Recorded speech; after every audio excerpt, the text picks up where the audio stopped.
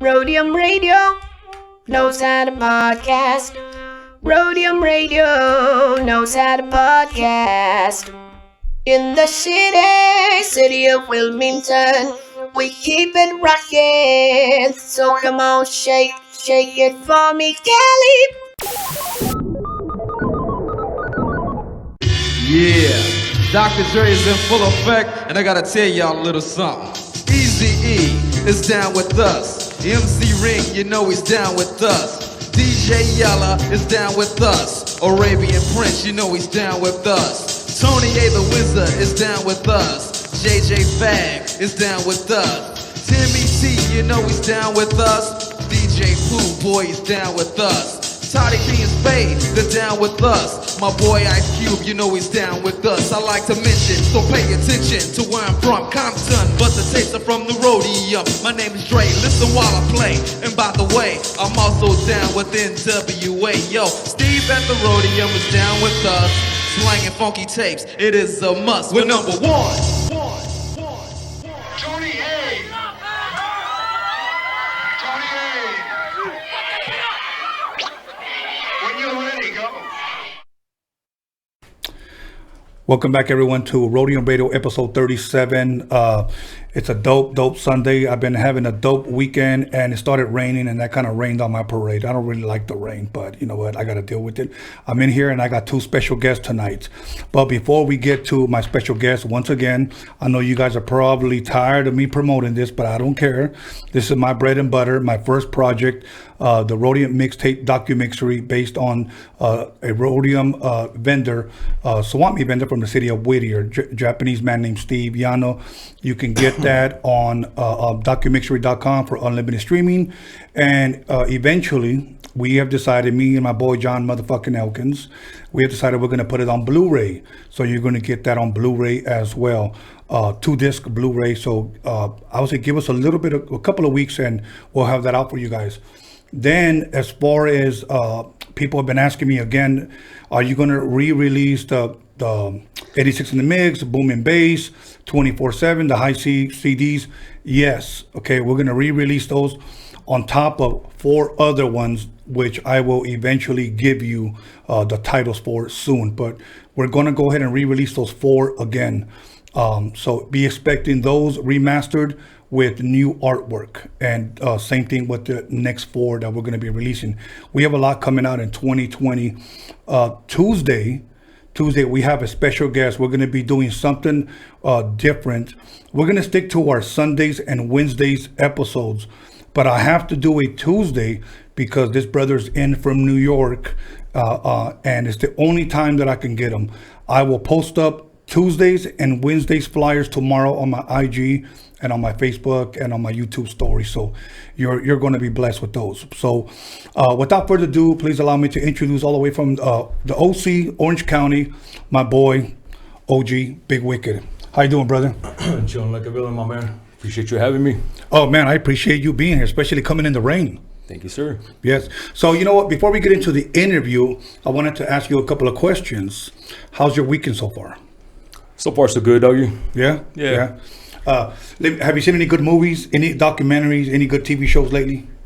Lately, I mean, my girls watched that one about the little boy. You know what I mean? Oh, Gabriel Fernandez, rest in peace. Yeah, you know what I mean? Very Did you watch sad. it? I watched half. Oh, man. You know what? Since you brought that up, I'm going to say something, okay? And then we'll move on because I don't want to dampen the mood, okay? But let me say that I watched it yesterday, okay?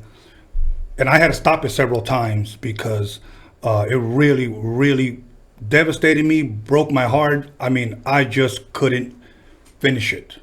You know, I think there's like 6 episodes, but I watched like 4, I think like 4. And, you know, I'm not even going to say nothing about the parents, man. You know, here's what I'll say. You know what? Eventually they're going to meet their maker, and, you know, we'll let that take place. But as far as that little boy, you know, may he finally rest in peace, you know. But it was terrible. It was terrible. You know, let me say this, and then we'll move on. One thing that I found out, that if you ever want to get God really mad at you, mistreat children. You know, mistreat children. And if you do that, you are going to have an angry God on your hands. And that's all I'll say, and we'll move on. So Absolutely, I agree 100%, dog. You know what I mean? Horrible. other than that, have you gone to the movies at all? I rarely ever go to the movies. I'll either watch them on Netflix or Man, on you the know, Fire Stick. the last movie that I watched, dog, I mean, man, what was it? What was the last movie? Shit. It's been a while since I've been to the movies, dog, you know what I mean? Yeah, The Joker, matter of fact. Yeah, that was the last one. How did you like that one? It was cool, dog. You know what I mean? You gotta enjoy the character. You know what I mean? Joker. A lot of people, a lot of us can kind of relate in a certain way. You know what I mean? Yeah. Joker's Joker. He's a fucking. He's got issues, but he's like kind of like all of us in a way. You know what I mean? Yeah. Yeah. You gotta laugh about them. Yeah. About the jokes, about the trials and whatever you're going through. Yes, sir. You know, it's funny. Some dude got mad at me on there. He said, "Tony, yeah, you lost all your movie critic rights because you said the Joker was a 5." That's just my opinion. Don't get mad at me. That's just my opinion. But anyways, big dog, jumping in right into it. Where were you raised at, man? Orange County. Orange County. Yeah. All around. Did you move around a lot, or were you always? Yeah, I did move around a lot, dog. I mean, my mom was always trying to get me to get away from the street shit, Yeah. gangster shit. So we move into a certain city, get myself into shit. Move into a city, get myself into shit. So at the end, we couldn't really like just stay at one spot because it's always me causing her to move out. You know what I mean? And shout out to my mom, you know what I mean? Much love to her. She's a great mom. Rest in peace to my pops, you know what I mean? My pops passed away of cancer when I was 12 years old. For those reasons, she had to move out. And also because of my dad passing away, it was very tough on her. You know what I mean? So she had to actually provide for us, try to make sure that she tried to be the mom and the dad at the same time. Of course. You know what I mean? So trying to be both of those at the same time is kind of tough when you as a female. Yeah. And you know what I mean? You know, let me give a shout out to all the single moms out there. We know it ain't easy. Yep. We know it ain't easy because, you know, even though my dad was there, it always ended up seeming like my mom did everything. My dad would go to work, hardworking man. Even if he would wake up crudo, you know, hungover, he'd still go to work. He's a hardworking man, but he thought that when he got home, just hand over the check, that he didn't have to do anything. Right. But my mom did everything still. So I know how it is for the single women out there. So any brothers and sisters? Got my brother, shout out to my brother. Got my stepbrother, shout out to my stepbrother. I mean, shout out to my kids. I don't know if they're watching. Sorry for the cuss words. You know what I mean? They already know what's up. Yeah, you know what I mean? Okay, you know what? Now, growing up with your mother and your father, what type of music was played at your home? Like as a kid, do you remember? I remember my pops, dog. He was always trying to like play some like love music for my mom. He was a pimp. Okay. I mean, he would play some music for her. I remember when they got divorced, before he passed away of cancer. I remember he used to make her tapes. You know what I mean? Okay. And like dedicate stuff to her, write her letters, buy her flowers. He would always smell good. So I mean, those are things that I got from my pops. You know what I mean? And as far as the music goes, without sidetracking, I told you my PTSD be fucking with me and shit. Right. So without sidetracking, as far as the music, my mom, she used to listen to this radio station, Que Lo Radio Amor. Okay. Yeah, so I would listen to that. But nowadays, she listens to 107.9 or The Fish, you know what I mean, Christian music. Okay. She kind of got me in the habit of kind of listening to 107.9, you know what I mean? It's kind of getting some positive words in the morning or whatever, you know what I mean? Yeah. Before I used to tell her, like, she's like, come on, man, Mom, we got to listen to all this stuff, you know what I mean? Like, whenever she would, like, drive me as a little kid. Yeah. But now it's like I find myself kind of listening to that, you know what I mean? Yeah. You know, and it's important that you said something key, that your pops always smelled good. It's important for guys to smell good. Absolutely. Because in today's day and age, all guys smell like weed. That's all it is. It's just weed. You walk into a club, a smoke, smog, you know, you think it's a fog machine, but it's the weed inside it. And I'll be honest with you, I'm not a weed smoker, and I don't talk down on people that smoke weed. That's your thing. Cool. Go for it. But I don't. Right. I've never liked that smell. So I have about 30 different cologne bottles, so I like to smell I beat good. you, dog. I got about 70 and shit. Dope. We're gonna have to switch colognes, man. Yeah. So now, growing up, you know what? Here's an interesting question. What type of movies were you allowed to watch at home? Like with, I'll give you an example. With my dad, it was always black and white movies. Whether they were black and white, Pedro Infante, Jorge Negrete, Cantinflas, or comedy movies, Albert and Costello, Three Stooges, and stuff like that. He wouldn't let me watch anything else. He pretty much controlled the TV. Right. Well, I mean, in my household, I mean, fuck. I mean, those days and shit since my pops passed away, dog. We had this fucking, you know, the big ass TVs back in the days in the 90s and shit. We had fucking like poor reception, about 13 channels. You got to get up and fucking change the channel and shit. Yeah. So we didn't really have that many movies to watch. You know what I mean? So, yeah, I mean, we had some VHSs, but those were limited. And the ones that I did try to watch, yeah, probably jacked in the fucking store. You know what I mean? Fucking, you know what I mean? Back in those days, it was easier to fucking jack shit. You know what I mean? Okay. Yeah. First gangster movie you ever watched? First gangster movie we ever watched. Fucking, let me see, dog. Gotta be Scarface. I mean, Blood In, Blood Out, American Me, Menace to Society, Goodfellas. Yeah. Bronx Tale, Casino. Man, those are like, you know what I mean? Now, I'm going to share with you my favorite one. My first one was Scarface, obviously, but it was on VHS. And, of course, everybody in every neighborhood was trying to imitate Scarface, you know. Right. But my favorite one you didn't mention, and I guess it's because this guy was more of being rehabilitated, which was Carlitos Way. That was my badass favorite movie. one. Yeah, I absolutely. love that movie. Now, growing up, you play any instruments? The strap. Just rap? Okay. No, the strap. Oh, just the strap. Okay, Nah, there you go. I try to fuck with the piano. You know what I mean? Back in them days, and I kind of go by like by ear, right? Okay. And then back in those days, I mean, you don't really have all the stuff that you have nowadays and the digital shit. So I used to fuck with was it Acid Pro, Fruit Loops, right? Okay. Because I used to produce a lot more beats back in the days when I had more time in my hands. Now I just don't have that luxury of the time, which was what we were discussing earlier with my boy. You know what I mean? It's but yeah, I mean, pretty much it. And I mean, piano, I guess. You know what I mean? Okay. But Around how old were you when you first caught wind or started hearing the rap? Do you remember about how old you were? I would say before 12. Okay. But when my because I always have to hide and listen to it my own fucking shit. I used to write. It's crazy, dog. I used to write shit to like NWA, and I had like stacks that I had to hide in the closet. My mom would always rip it up. She would rip up my clothes, my dickies and shit. Right. My belt was too long, so she fucking cut that shit.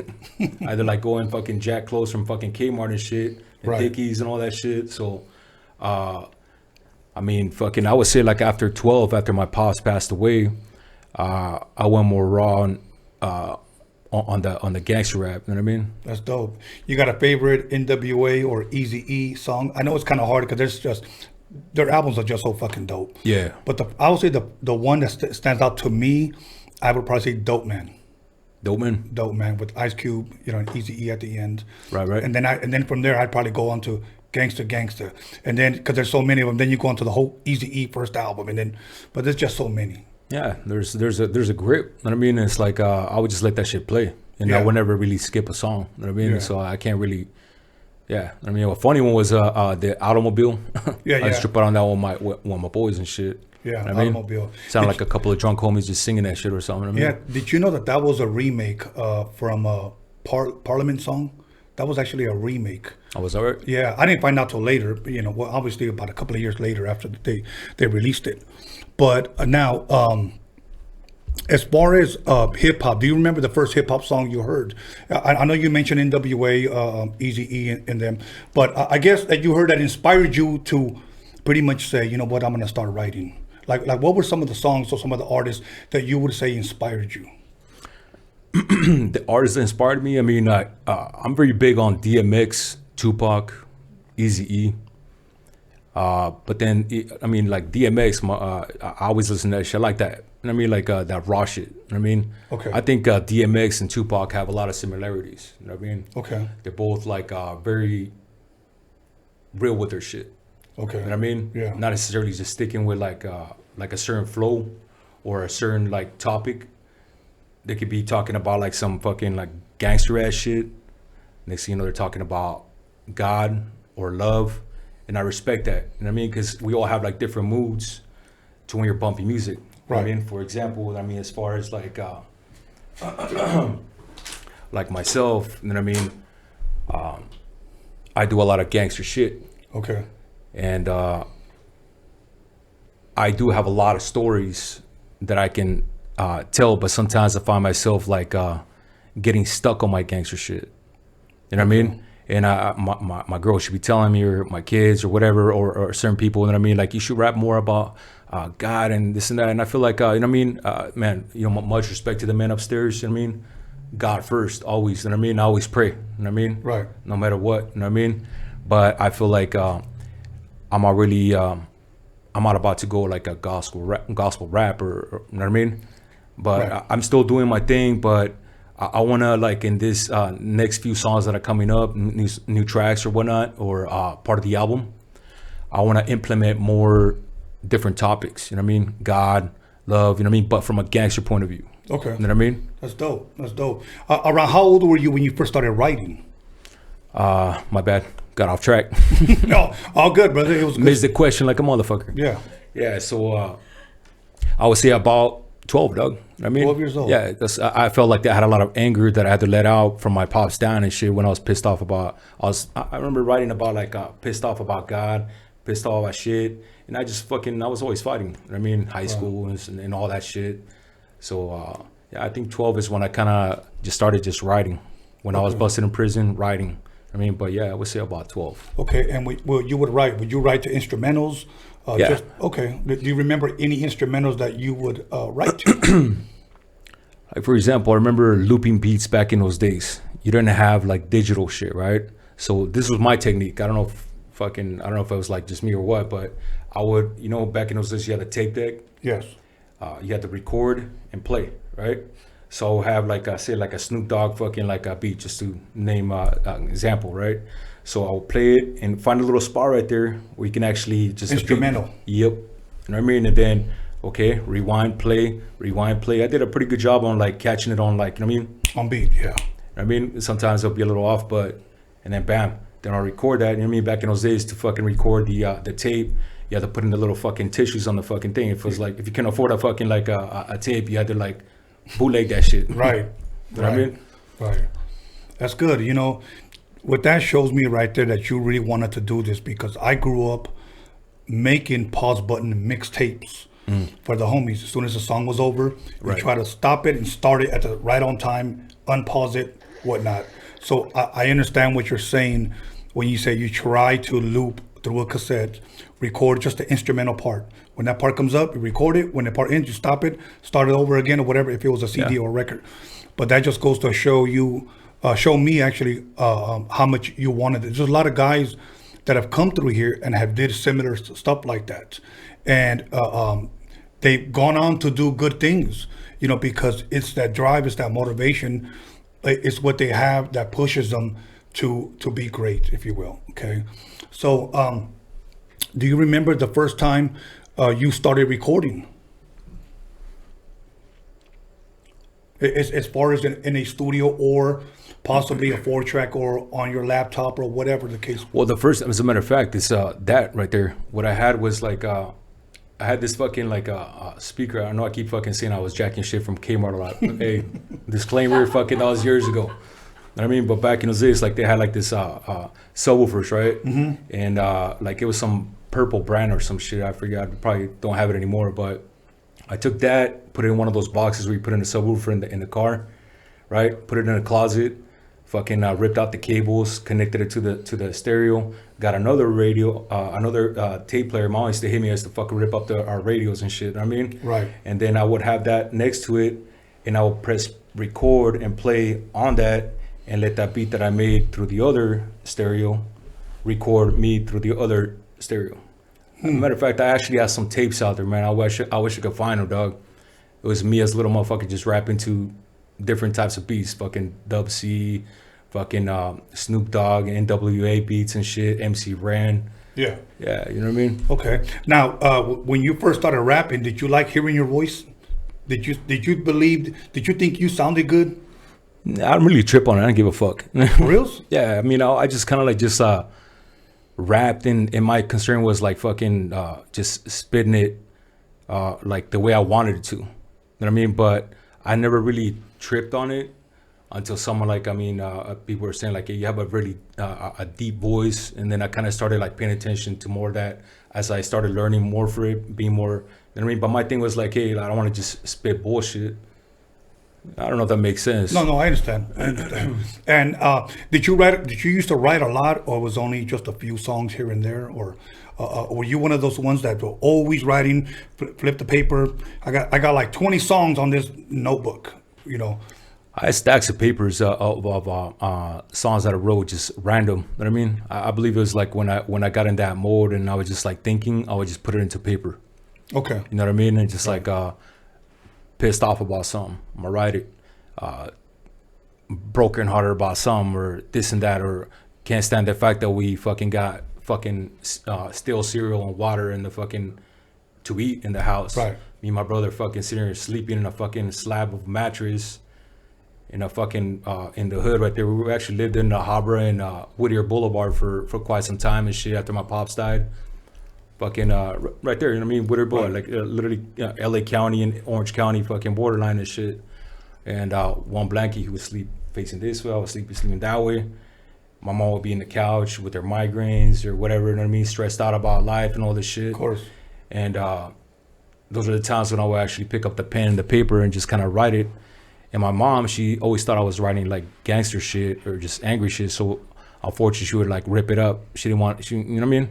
Of course. But I mean, her intentions weren't like to like, oh, limit my music. But she just was trying so hard, going back to like, she always moved, trying to get me away from it. But I always ended up in the same shit.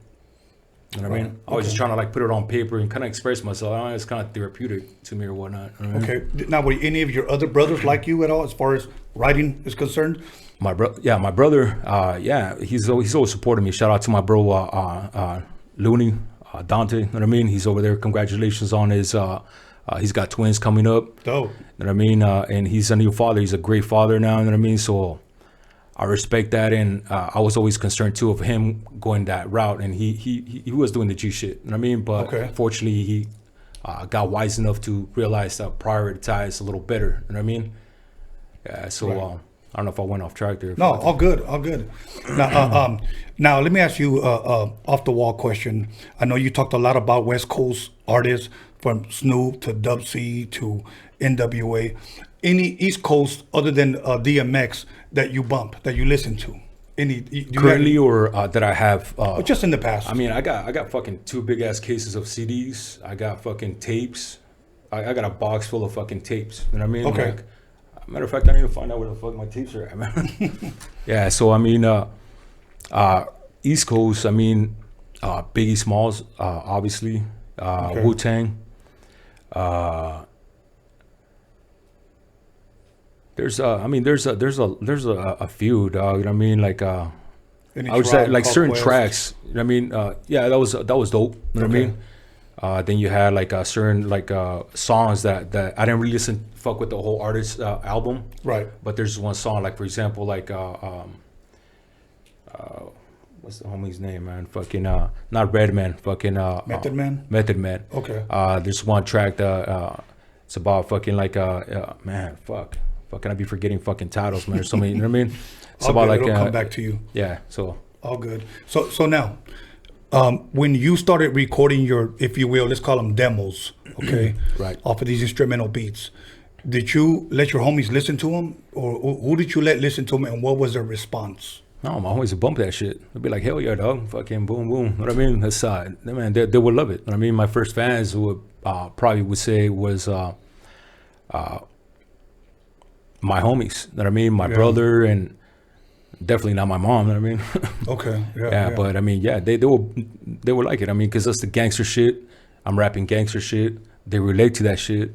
Right. A bunch of, you know what I mean, gangsters, fucking a lot of a lot of gangsters are broken-hearted motherfuckers. I mean, people come from broken families. Yeah.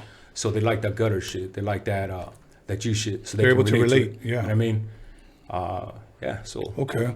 Now, what was the next step after that? Because obviously you were recording I guess, I don't know where you were recording at home or whatnot. What was the next step after that? Somebody tell you, hey man, we need to get this into a studio and start building. What was your next step? Well, I mean, doing that in tapes. Shout out to my boy, Little Rascal too. He's busted for you, Rascal. I mean, we would all try to be like, try to get on that whole, like, how do we get to the next level, but we don't know how to, you know what I mean? And we started linking up with certain dudes in those days that they knew a little more about the music because they were out there doing more music shit. Right. And us, we're out there gangbanging. Right. So they were actually rapping about the shit that we were doing, and we were stuck doing that, so we couldn't really focus on the music. You know what I mean? I'm not gonna sit here and put them out there. It's not my style. You know what I mean? Right. But there's a lot of those. Like that's why, like sometimes I put on like I'm a gangster rapping, not a rapper trying to be one. Right. You know what I mean? I respect all music artists. Don't get me wrong. You know what I mean? But certain individuals rap that gangster shit, and that are really not about that gangster shit. You know what I mean? Okay. And so yeah, I mean, and then at that point, I believe that Orange County Sickle City, I was actually gonna bring it. It was like a limited press, right? Right. And I was featured in a lot of those mixtapes back in those days. There was other groups like West Side Cartel, but my group was Organized Crime in those days. There's a lot of Orange County dudes that were doing their thing in those days, right? Okay. So then, I'm glad that you mentioned that there was a lot of other guys doing their thing back then, because I much love to my boy DJ Dominator. He was talking about the 805. This was his interview, but there were people commenting, which I didn't understand. Hey, he wasn't the only one that was from the 805. He never said that. As a matter of fact, he actually gave props to other people that were out there before him. Right. So I'm glad that you're actually giving props, or at least mentioning these people that were actually out there as well doing their thing, because people right away he wasn't the only one. You're not saying that. You're not saying that, but you were doing your thing. I was doing my thing. They were doing their thing, but I'm never the one to be a cocky ass dude. You know what I mean? I don't like cocky fools. You know what I mean? Right off the bat, I mean, cocky dudes that are too stuck up in their own ass. Right. Well, yeah. I mean, I encourage people because being humble. Well, yes, absolutely. And going after what you want. Stop trying to ride on somebody else's coattail to see if you can make it or see what you can get from that person. Right. Look, let me tell you something. As a kid, nobody ever told me to practice. I practiced on the turntables. I did, because I always knew that one day it'll be my time to shine. I never wanted to be a rapper. I never wanted to be a producer. I never wanted to be a podcaster. Okay. Right. But I wanted to be a DJ. I loved the turntables, if you will. The turntables were my religion. That's what I loved. So I knew if I continued to practice, I would get good enough one day to play the center stage, if you will. Okay. Nobody ever told me practice. And I never went around asking other DJs, can you put me on? Can you put me on? One day when I DJed, everybody took notice. And then they started booking me.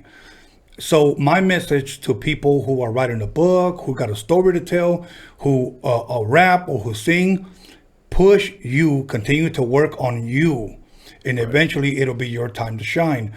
Don't look or get mad at people because they're not doing what you expect them to do for you. It doesn't always work that way. Yeah. So I don't know if you want to add anything to that, or do you Absolutely, agree? if I may. I mean, like we were speaking before the live, and I mean, there's certain people out there, I'm sure, you know what I mean? I got fucking haters. We all got haters. Of course. You know what I mean? You can't satisfy, you can't make anybody 100% happy with you. You know what I mean? You're always gonna, no matter how great of a fucking guy you could be, no matter how much of a fucking G you could be, no matter how much of a fucking perfect fucking person you could be, you're still gonna have those motherfuckers, well, I don't like the way he's sitting. Of course. I don't like the way that Sirius in his fucking ear. I don't like the way his hat is tilted or whatever. You know what I mean? Like, stupid ass shit. You know what I mean? Right. So, and like, as a matter of fact, I was actually reading some of the comments on the flyer that you put up on your YouTube, right? Yeah. And this is gonna trip people out, right? I mean, they were like, hey, this Wicked was out before this Wicked, this and that. So with that said, me and Wicked from Brownside, shout out to my boy there, we're cool as fuck. We got a collaboration coming. Dope. You know what I mean? So it's like we're not hating on each other.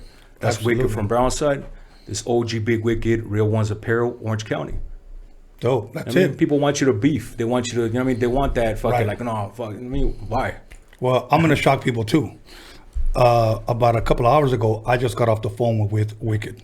There you go. Okay, I'm not gonna say nothing else, but we'll just say that to be continued. You know, so yes, because they've been requesting him as well. And let me tell you something: there's enough money and there's enough shine to go around for everyone. Absolutely. I get blown up on my DM, on my inbox, even with threats.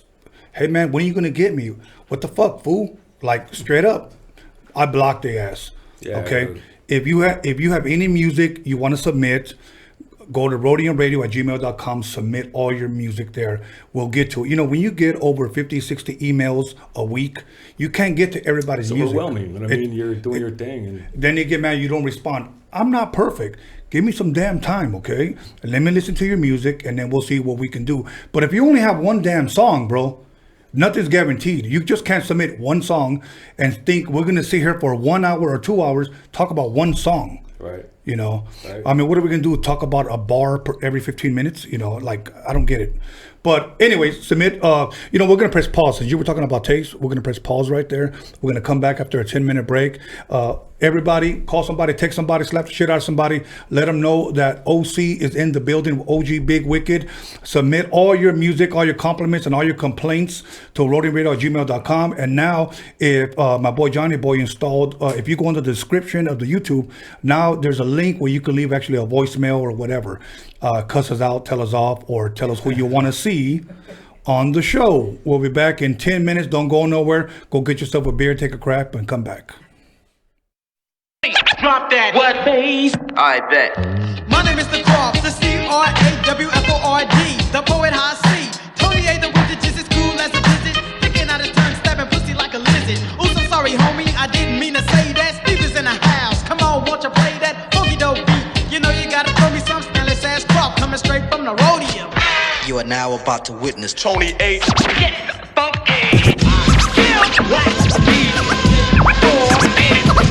Tell her where you from. You don't think I'm living well, fuck you. Who's on a Saturday night in LA? Yo, feeling kinda fancy. Stop what you're doing, cause I'm about to ruin the image and the style that you used to. What the hell are you looking for? Can a young man make money anymore? Where my tools are like freaking on the floor? Or is it my job to make sure I'm poor? Disruption's is horrible, nourish not justify. Those that live at the FBI, look at mama's baby.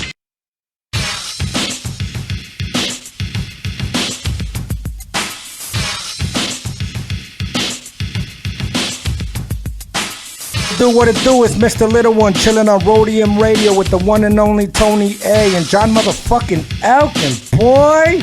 Hey, what up? It's your boy Mr. Shadow. You're watching Roadium Radio with my homeboy Tony A, the Wizard. You know what time it is. Yeah, what up? This is Mr. Night Owl, and you're listening to Roadium Radio with the legendary Tony A, the motherfucking Wizard.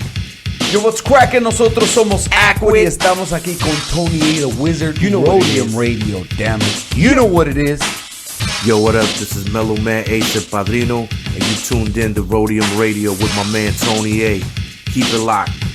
Yo, what's cracking? It's your boy OG Arabian Prince from the world's most dangerous group, NWA. Sitting here with my boy Tony A, the Wizard on Roadium Radio. What's up? This is Esther Dazzle, Spanish Fly, Harbor Area's finest. Tune in to Tony A on Roadium Radio. What's up, everybody? It's your homegirl Magic Girl, and you are now listening to Roadium Radio with Tony A, the Wizard. Yo, what's up? This is Bozo, aka Emiliano.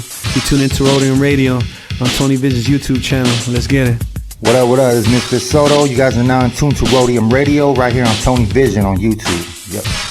Check it out. This is MC Pancho on the MIC. Shout out to Tony A, the Wizard, Roadium Radio. You already know. What up, this is DJ Trick, Spanish Fly, and you're watching Tony A on the Roadium Radio Show. Big G, Roadium Radio, Tony A in full effect. It's Stay tuned, watch, listen. This is how we doing it over here. Yo, what up? I'm out here. It's Big Daddy Swoles. I'm jamming with my man, Tony A. the Wizard, out here on Roadium Radio. The podcast is off the hook. Check us out.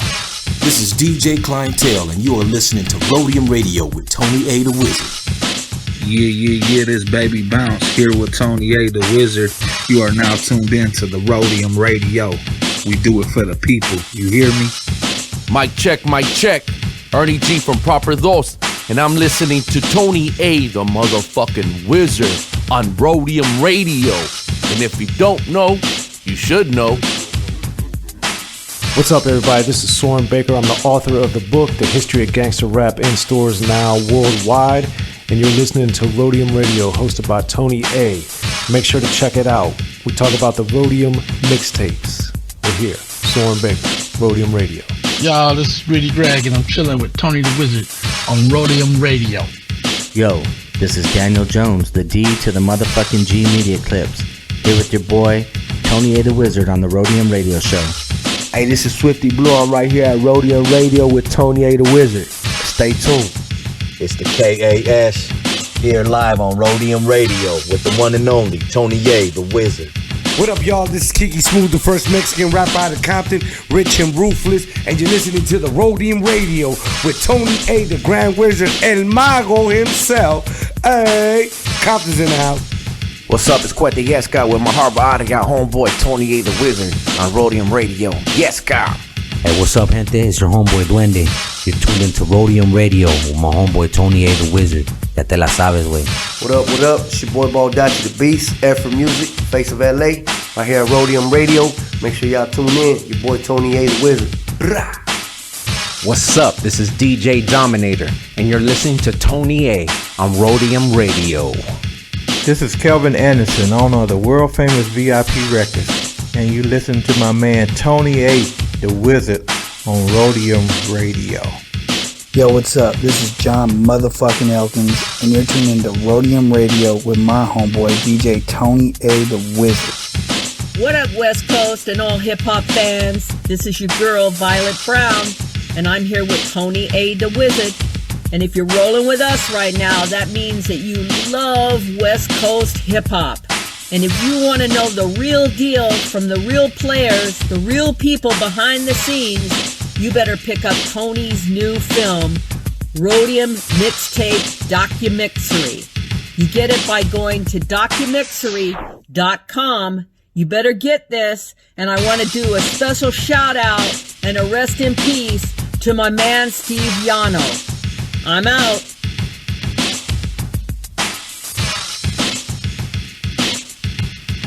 Yeah, what up? This is Mr. Night Owl, and I'm chilling right here with John motherfucking Elkins. Beware, motherfuckers, cause we coming.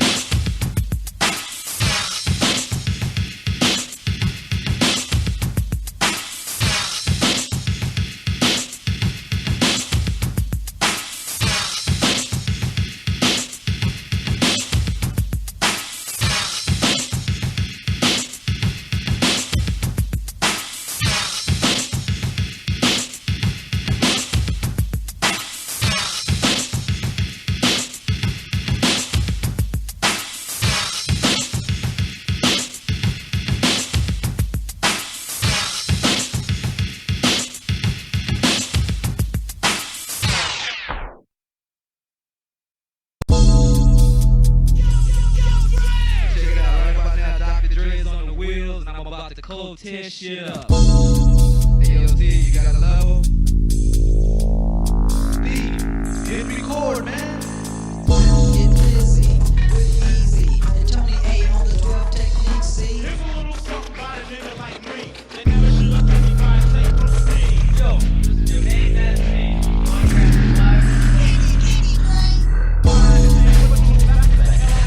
you don't like Tony A, well, fuck. I'm rocking shit at the Roadium.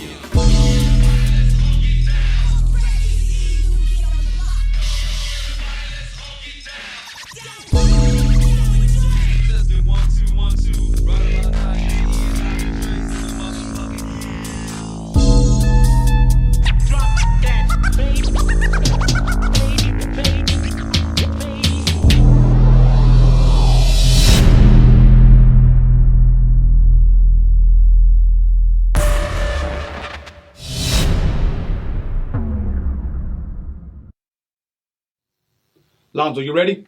Yeah, I'm ready. You ready? Yeah, I'm ready. You sure?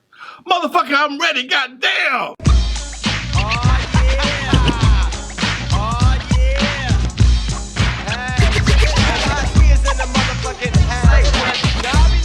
Like it ain't shit, cause I'm a player motherfucker named DJ Quick. It's a full-time jack move. Chili chill, yo, homie, make the track move. Freestyle, meanwhile, we keep the big chicken. Sweat dripping, girl is in the middle when you chill. Walked in the house, got shot. 1, 2, 3. Motherfucker, don't down this shit. This is it, y'all. Daddy. I'm kick your ass. Cut. We're good.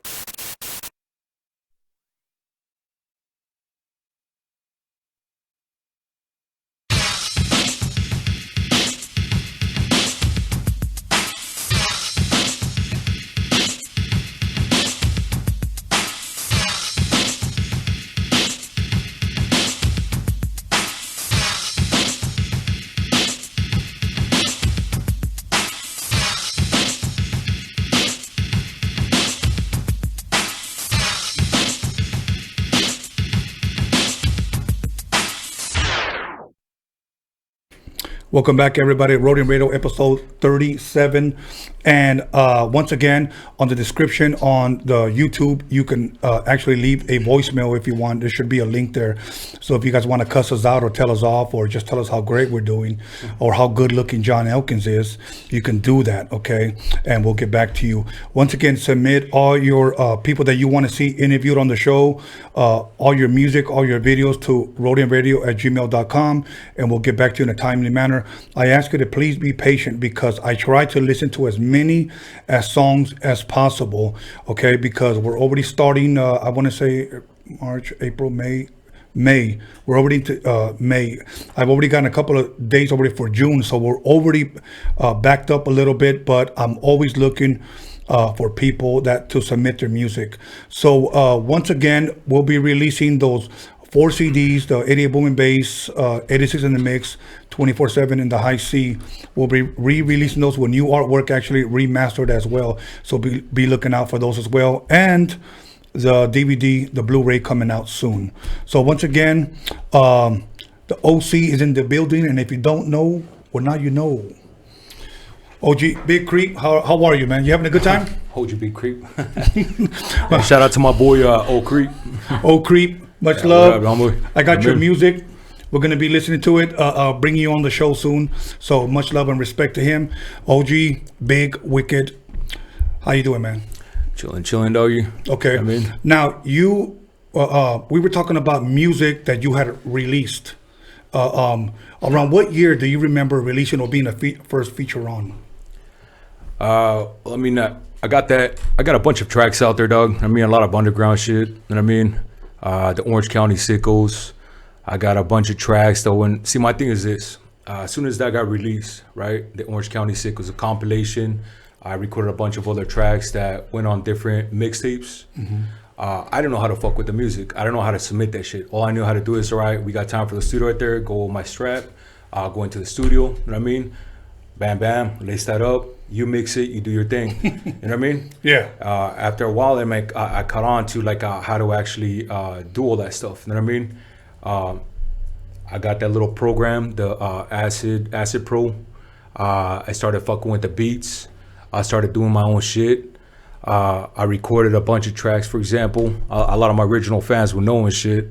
781 Red Rum, Been There Done That, 714 Life, motherfucking 2 Gangster. There's a grip of shit out there. See, the thing is that I recorded it, but in those times you didn't have the digital help. I'm talking about you know what I mean? Fucking best thing you had later on was MySpace and whatever, right? And I was not as computer savvy or whatnot, right? So recorded those in my pad. You know what I mean? Okay. With that little system, just a fucking, you know what I mean? Acid Pro, bam, recorded it. Like 781 Red Rum. That's why if you actually listen to the version that I put on YouTube after I got out prison, 2009, I believe, I put it on YouTube. I lost fucking access to that YouTube channel. Also, I got about fucking like 5 YouTube channels out there. You know what I mean? 4, I believe. OG Big Wicked, Alley Boys ETC, X3, Alley Boys ETC, 1-3, OG Big Wicked, OG Big Mixer. Yeah, one of those. You know what I mean? So it's like, but I lost access to it because when I got locked up and all that shit. Okay. So I got a lot of music out there. You know what I mean? Knuckleheads. You know what I mean? It's just that I wasn't blessed to be out here to actually put all that music out properly because I did it all myself. Right. Other dudes out there, I mean, I got busted in 2003 for 3 attempted murders. Got locked up and I was away at Wasco, Chino. Went to Ironwood State Prison. You know what I mean? So years later, when I was blessed with the appeal, I was able to get out. You know what I mean? They, right. I mean, I don't want to get too much into detail on that, but Right. I mean, I got fucked by the system. The judge that actually prosecuted me, she was making comments in the courtroom, siding with the fucking fools that were out there snitching on me and shit. You know what I mean? So they're out there fucking singing and shit, and I'm here quiet, G code. You know what I mean? You do something, you start shit. I mean, what's crazy is that these motherfuckers started shit with me. You know what I mean? Then certain things happen, right? And they end up fucking like telling on me. Got the chopper right there. They picked me up right on the spot, and I got that right. So in the courtroom, Mr. So and So, fucking, I understand why you're gonna be so quiet and this and that. If you're innocent, you should defend yourself. You leave that up to your lawyer. And I mean, your lawyer fights that for you.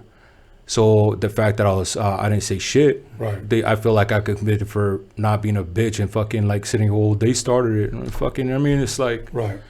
I mean, whatever. You know what I mean? So, got busted for that. Then when I got out there, that judge got barred for making certain comments and many cases that cost people to get busted. You know what I mean? Because you can't side with the DA.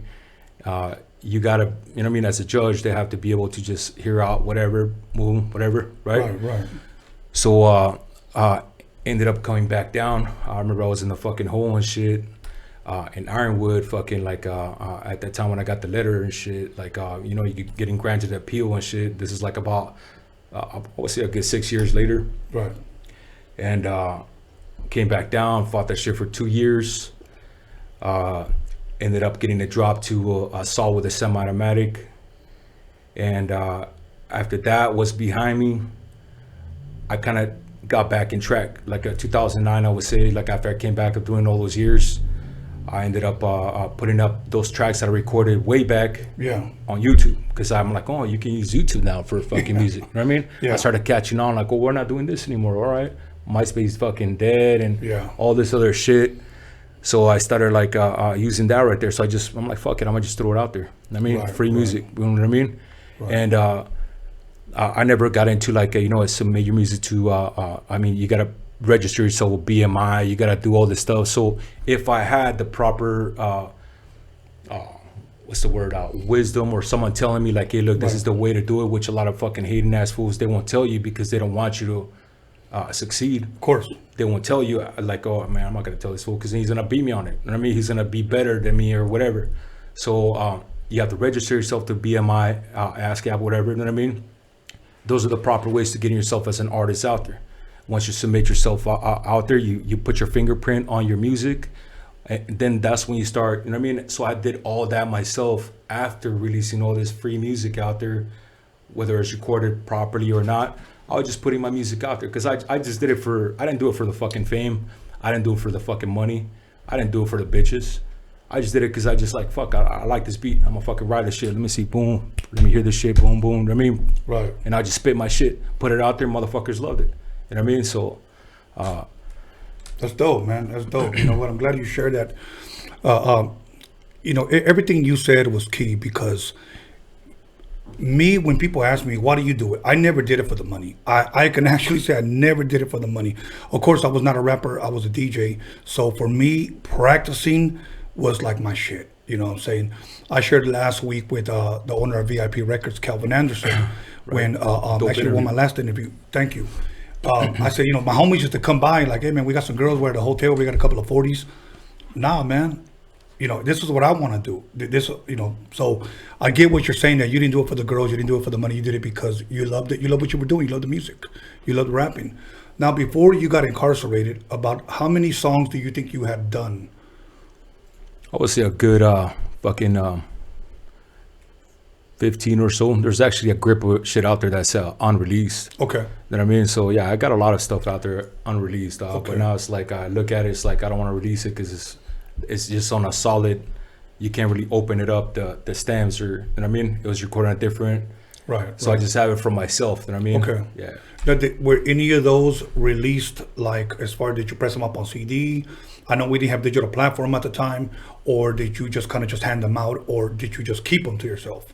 Well, I mean, on the Orange County Sickle CD, I mean, there are a lot of us, those were pressed, and what I would do is a lot of the music that I did in those days with those cats that I knew how to like actually put it into pressing or like a CD or whatever.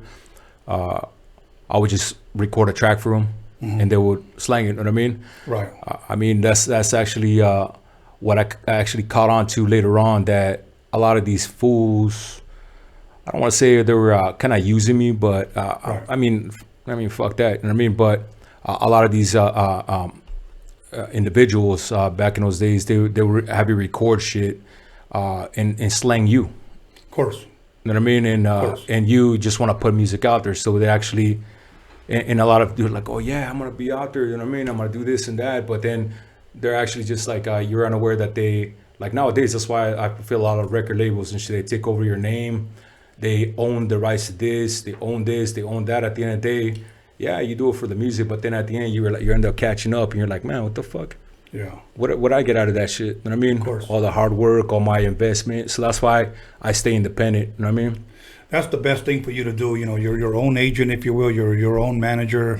You're your own artist. You own your own music, and that's the best way to do it. Because sadly, I know a lot of artists today that do not own their own music, and the word you were looking for is earlier when you said you didn't know the business aspect of the music industry, and for a long time I didn't either. So I encourage young artists to know the industry, definitely know the business side of it, because if not, you're going to get ripped off. Absolutely. You know, you're going to get ripped off, and I know I did. Maybe not as bad as a lot of other artists that don't own nothing, but I own a lot of my music, and a lot of it I don't. Some I collect royalties from, some I don't. And you know, it's funny because me and my boy were looking into some of my music, and some of the songs that were on the radio, to be quite honest, I wasn't even getting paid for them. And they were on the radio, and I'm thinking, who was collecting them? So I just recently hired somebody to look into that and see where this money has been going. You know, because obviously somebody must have did something. But there are other songs that I did for movies or whatnot that I am getting paid for. So yeah, so I encourage everyone, if you're going to get in this industry, believe me, know the business aspect of this industry. If not, you're going to be end up getting disappointed, and you're going to end up hating this industry. Yeah. So you get out, and like you said, you start releasing these songs on YouTube or whatnot. What was the response from people that were finally getting to hear some of these songs? I was reaching more people in different countries. You know what I mean? Yes. I remember I still have there's still them YouTube channels out there. You know what I mean? You can see the comments. I mean, obviously there's a lot of fucking hate, a lot of you know what I mean, little fucking keyboard warriors, whatever. You know what I mean? And a lot of people that just want to talk about that hate and just diss your shit or whatever. But the views are there. Yeah. The thumbs up are there. The support's still there. I mean, I'm nobody to sit here and say that I'm this and that. I'm the shit. But I'm obviously very relevant in the OC music and a lot of things. I mean, matter of fact, you mentioned movies. I remember when I was doing Suspect Entertainment before I got locked up. And a little story is kind of trippy. I mean, I'm kind of trying to remember things, you know what I mean? Because you're kind of sparking up things I don't really talk about. I mean, everybody knows I don't really fucking do interviews, you know what I mean? And this is, and I respect you for actually bringing me out here. I mean, I didn't expect it. You hit me up and I was like, all right, I'm down. You know what I mean? Well, you know what? Before I hit you up, I did my homework on you, and I liked what I saw. a lot of times when I sit here and interview people, I know a lot about them, but I try to ask them questions from a fan's perspective who may not know nothing about them. So what you're doing is you're teaching the public not only your past, your present, and your future on what you're working on. Right. So I think it's important for them to see them because I could sit here and say, oh yeah, when you drop this, but I'd rather have you tell them that. Yeah. You know. But so you were saying about before. So yeah, I mean before, I mean I'm kind of jumping. I know. That's I fine. mean it's like because I don't really do this type of shit. You know what I mean? So, so before I got busted too, shout out to Esteban Oriol. Yes. You know what I mean? Shout out to Joker Brand, Cartoon. I know him personally. Met him personally. Manny, the one that was running Suspect Entertainment. I'm gonna tell you how I got started in the whole like acting shit, right? Dope. So in those days, I remember it was me and my boy Sneaky and shit. And homeboy Lucky that he knew through Suspect. I don't know if you know Lucky. No. He was. I mean, they were like they were the ones doing the whole acting stuff in those days. Okay. You know what I mean, like if you're a homie and you're actually doing your thing or whatever, you're you know what I mean, doing your thing with Right. that, right? So, my boy Sneaky, because in those days I was balling, dog. I was. I mean, this is the past. My disclaimer. You know what I mean? Right. I had a lot of money. I was rich. You know what I mean? Not wealthy. But I had a lot of money. You were living good. I had, yeah. I mean, everybody knows you from those days. You know, hey, wicked fucking. I had a fucking Mercedes at 17 years old. You know what I mean? I had stacks of fucking $100 bills. I had a fucking closet full of clothes, shoes. At a young age, I was just very ambitious. You know what I mean? I was a hustler. I was doing my thing. I was working, slanging, or whatever you want to call it, moving things. And even try to go to some community college, juggling all that shit. Before that, I mean, I was working at 15 years old to help my mom with the rent. Yes. You know what I mean? So it's always been me to be a fucking like raw with it. You know what I mean? Like fucking tomorrow's not fucking promised or whatnot. You know what I mean? But without getting sidetracked. So in those days, I had some good money. You know what I mean? To where if I'm feeling like having a fucking shitty day, you know what I mean? Fuck it. I'm gonna go buy myself some shit. You know, I've been wanting these fucking ads. And I also bless my homies and my hood knows. You know what I mean? Shout out to my boys, Ali Boys ATC gang. You know what I mean? I used to take care of my little homies. If I see my little homie coming out with a fucking like a shirt all fucking like stretched out, yeah, I will go, man, like, come on, man. I'm gonna take you shopping, man. Yeah. Buy him wardrobes. You know what I mean? Buy him shoes. Take care of them. I used to help fucking homies pay the rent. You know what I mean? That's the shit a camarada is supposed to do as an older individual. If you're doing your thing, you're a selfish motherfucker if you're out there just like wasting it on yourself. Right. I agree. You have 100. to be able to help them. You know what I mean? Yeah. So, but then also I had to not spoil myself, but also, you know what I mean? Enjoy some of that shit too, because I was working hard for it. So, as I should. So my boy would hit me up. He's like, hey, dog, I got the hookup for Joker Brand warehouse right there in downtown LA. You know what I mean? I don't know if it's still there. I haven't, you know what I mean? Right. They had all their clothes right there, so you can actually get the whatever size you want straight out the fucking warehouse. You know what I mean? I remember fucking it's 2 floors, if I remember correctly. Cartoon's little tattoo shop was right there in the corner. He had a picture of fucking 50 Cent. He did his back and Eminem and all that. You know what I mean? And right there is the warehouse. So I was just right there, just like, all right, I'm gonna take this, I'm gonna take this, I'm gonna take this. You know what I mean? And then I remember fucking Esteban walking out. I didn't know who he was. He walks up. He's like, hey, what's up, big dog, homie? I forget what, you know what I mean? Scracking, homie, you know what I mean? And those days I was very like, you know what I mean? Chip on my shoulder, just like, you know what I mean? Like, what's up with this fool? He said, hit me up or what? I mean, like, what's cracking, you know what I mean? And he was like, you got this look about you, man. I mean, he's older, you know what I mean? So I'm like, hey, what do you mean, homie?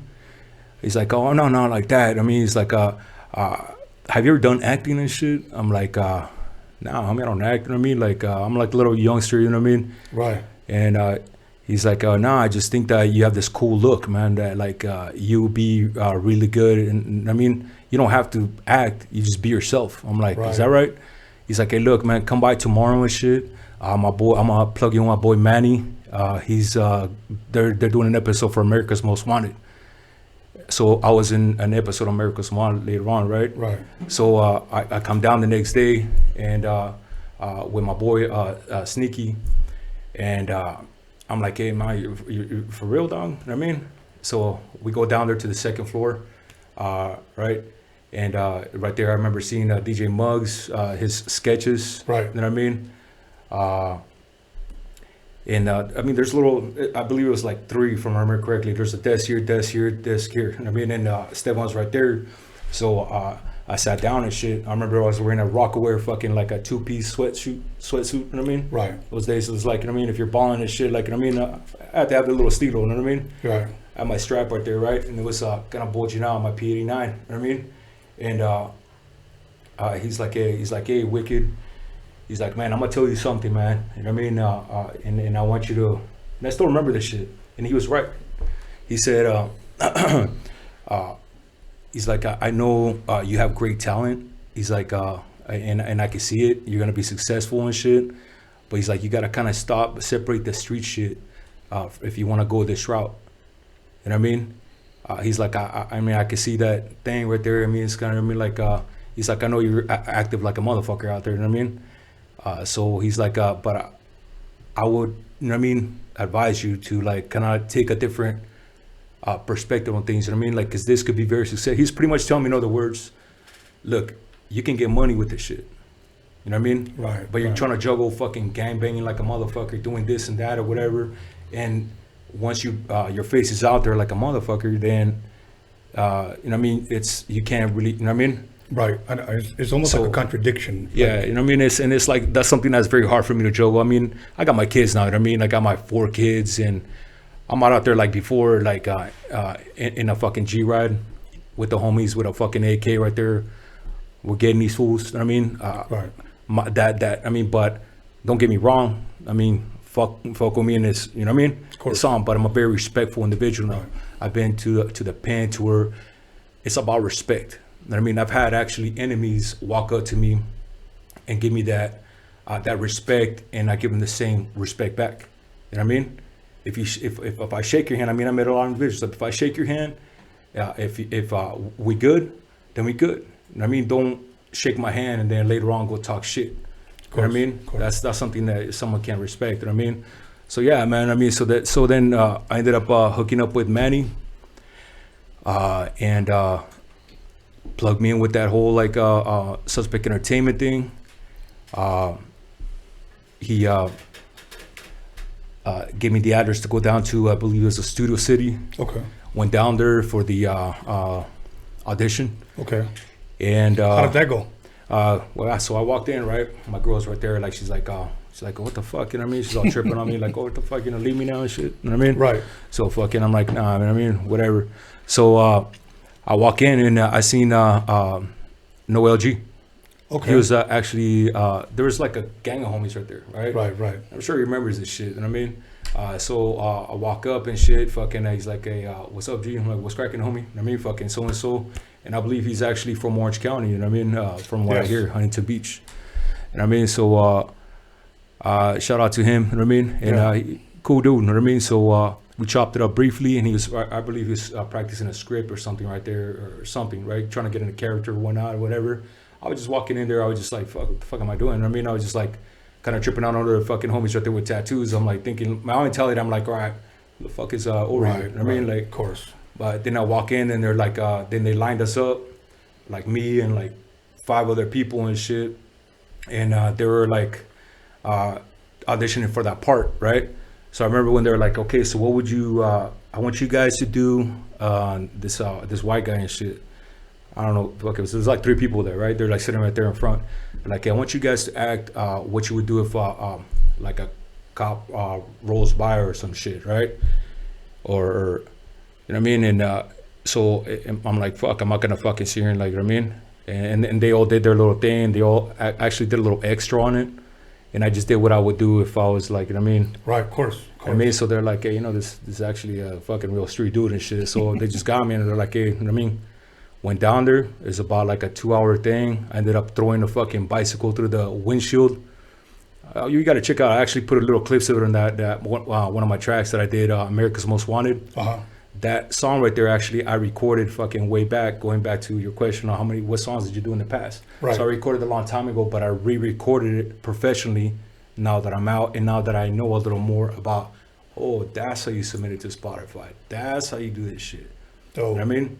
Yeah. So, yeah, dog. I mean, That'll work. So now, what can people expect from you now? Are you working on any EPs? You working on any music, any singles, any more acting, any movies, anything? There's a movie that I'm actually it's supposed to be out in summertime, dog. It's I think Joel Zombies. I don't know. It's like fucking. I got invited my boy Joe Castro. You know, it's funny, and I heard of it. I've heard of it. Somebody told me this a while back that they were making a movie, and that name stood out to me. Right. So yes. Yeah. So I believe it's coming out summer. My boy Joe Castro, shout out to him and shit. My boy Spiderhood right there. NWK, shout out to them too. Try to give everybody the shout outs, you know what I mean? Because I forget a lot of shit, you know what I mean? And you know what I mean? So it's like throughout the interview, I'm trying to mention everybody or whatnot. Yeah. Sorry if I forgot you. It wasn't personal, you know what I mean? Just, but yeah, so we, the homie was like, hey, dog, you know what I mean? Fuck it, like, let's put you in a little part. I was like, all right, I'm down. I mean, just like, so we sat down right there, and it's like a part where I believe De Niro, shout out to De Niro too and shit. He was taking a little thing off the trunk, and we're supposed to be right there giving him I don't know. It's like it's like a possessed fucking weapon and shit.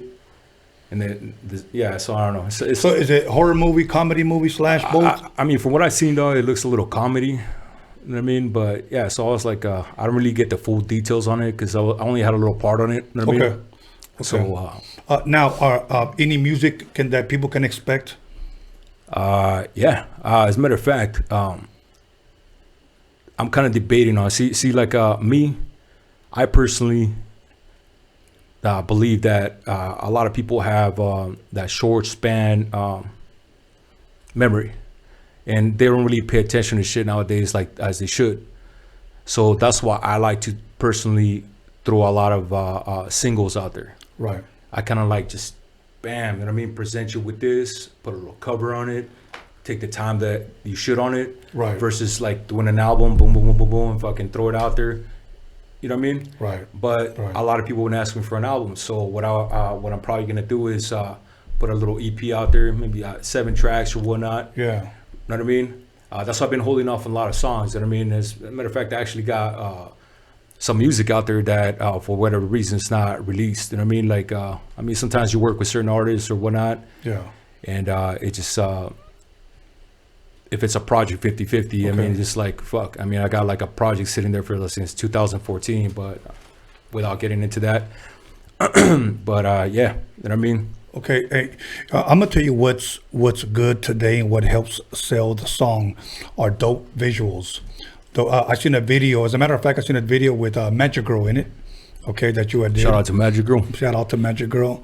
To me, visuals always do it for me. You know, I love looking at videos. You know, right. I love looking at movies. I love looking at documentaries.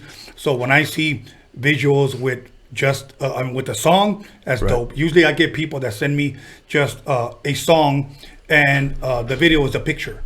You know, cool, I'll still listen to the song, but I love to see visuals. You know, to me that's what sells it.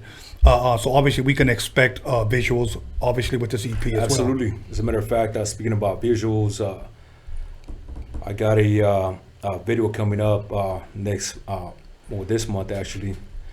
To another track that I recorded, Siempre Activo. It's a Spanish track. Oh. Me and homie Street Active, shout out to Street Active. We recorded the song and shout out to the producer on it, little homie right there in San Diego. I don't know if he's still doing beats, but it's one of those little homies when I caught wind about the whole Instagram shit. Right. Back when I had like fucking 100 followers. You know what I mean? Yeah. I used to always give that respect, and even after now, I fuck with dudes that I believe got talent. You don't have to have fucking 1 million followers, fucking a grip of followers for me to fuck with you. If I feel you like you're a real dude, I'll fuck with you. You know what I mean? So OG Funksta is the one that did the beat for that. He's from San Diego, a little homie. You know what I mean? Right. He's trying to be a dad right now. So I mean, much love, homie, if you tuned in. So yeah, so we got that going right there. There's a lot of another visuals that we're doing is actually to Real Ones song, and that song right there was me. My boy OGS at Troubles, South Central, homie King Nico from East LA, and in the studio when we're recording it there. My boy Creep was there, so told me jump on the track, homie. You know what I mean? Right. I mean, as I should, homie. I like to always like shine. If I'm shining, I want to make sure you shine with me. Oh, yes. You know what I mean? Absolutely. Yeah, so that right there, that's another visual coming, you know what I mean? So, you know, speaking about visuals. Let's talk a little bit about your apparel, because when you came here, you blessed me with the hat, you blessed me with the shirt. You know, when I interview my next artist, I'm going to put him right here so that people can see. Can you talk a little bit about that, and where can people purchase this, your apparel? So, Real Ones Apparel was a motherfucking dream, an idea that I had while locked up. While I was busted, I would think about how the fuck can I make my hustle going out, because I was already thinking like, I got kids now. I left my my girl fucking pregnant and shit, and those, I mean, I had 2 kids, and you know what I mean? So I was thinking of like, I can't go back to moving shit. Can't risk that, because if I get caught up, then I lose my kids, and I love my kids. You know what I mean? I got my 3 little girls. I got my boy. You know what I mean? Shout out to them if they're watching. You know what I mean? So I was thinking of the names, and to me, to be a real one is to be a real motherfucker in every aspect. You know what I mean? Doesn't necessarily mean you gotta be a fucking gangster. It doesn't necessarily mean you're just a real dude of what you do. You know what I mean? Yeah. Like real father, a real man, a real motherfucker. I mean, a real G, a solid individual. You know what I mean? So if you're a fake motherfucker, you can't sport real ones. You know what I mean? It's like, damn, man, I really like the shirt, but I can't sport this shit. I mean, I'm a fake motherfucker. You know what I mean? Right. You gotta have to. It kind of what's the word? It kind of.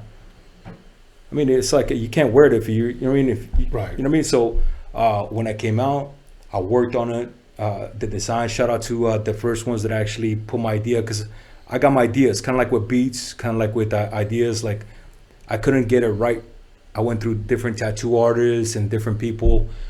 The brass knuckles, that's my thing, because I always used to fucking throw blows and shit when I was, you know what I mean? And I mean, I got a hard right hand and shit, you know what I mean?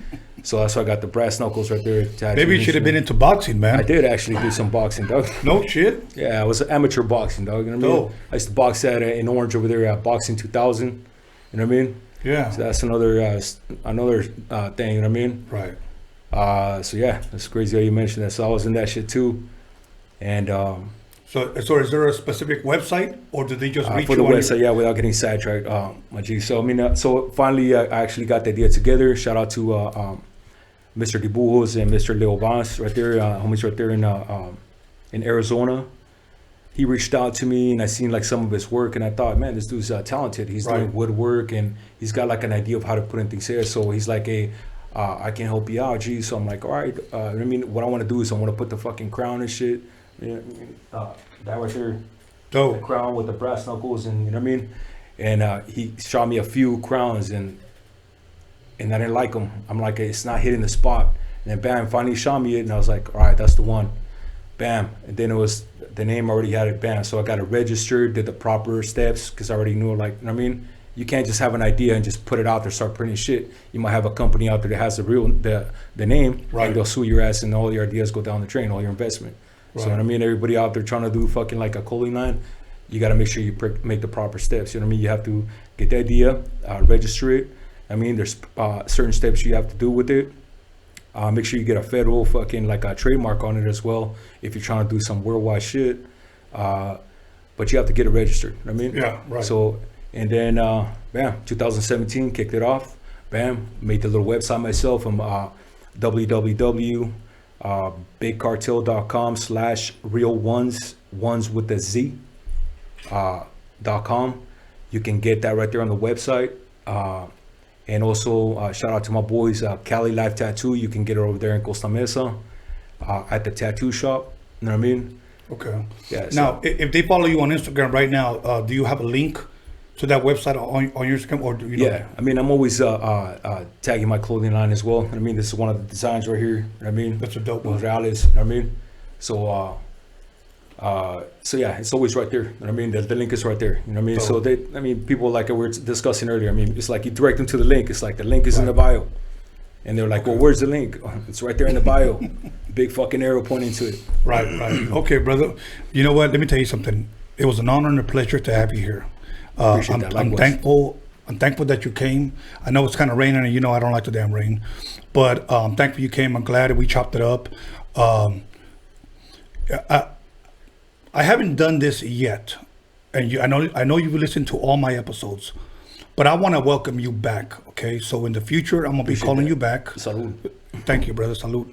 I'm calling you back because I want to hear more about your story, man.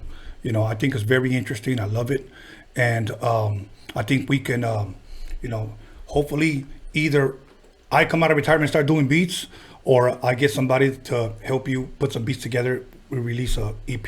Definitely down, my G. Promote it here or whatnot. Anything that I can do to help you, I want to do it because that's what this platform was created. You know, there's enough money and there's enough shine to go out for everyone. Everybody. You know, so it's no reason for people to be saying like, I mean, like, I'm sure there's some people that are watching. They're like, why is he up there?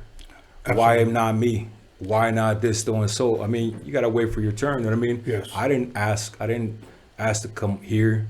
You know what I mean? I didn't even submit my music. I mean, when it's time, it's time. You know what I mean? Like it's in God's time or whatever. You know what I mean? So I was blessed this opportunity, and I appreciate that. You know what I mean?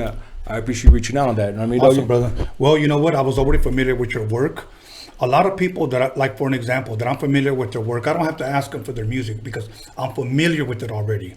Right. When I tell people to submit their music, it's because, you know what, I'm looking for people to bring on, but I'm not familiar with their work. You know, let me get familiar with your work and then I invite you on. Right. But I did my homework on you and I reached out to you and I said, hey man, can you call me? You know, we talked, we chopped it up. Cool. Brought you on board. I want to bring you back because I don't think this was enough time. So it definitely isn't to actually get into it. I mean, and that's actually the first time I actually did a face-to-face interview. You know what I mean? Yes. So yeah, you got the first. I mean, I shout out to my boy Splifty TV. I mean, he was actually wanted to do that a long time ago. I mean, yeah. So I mean, but you're doing your thing. You know what I mean? And what you're doing is very historical. Awesome. You know what I mean? This was a Roadium Radio OG Big Wicked exclusive. Okay, so once again, everybody, we're gonna take a break. Call somebody, text somebody, page somebody, slap shit out of somebody, let them know that OC is in the building, and we got our next artist coming up. You don't want to miss this one. We'll be back in 10 minutes.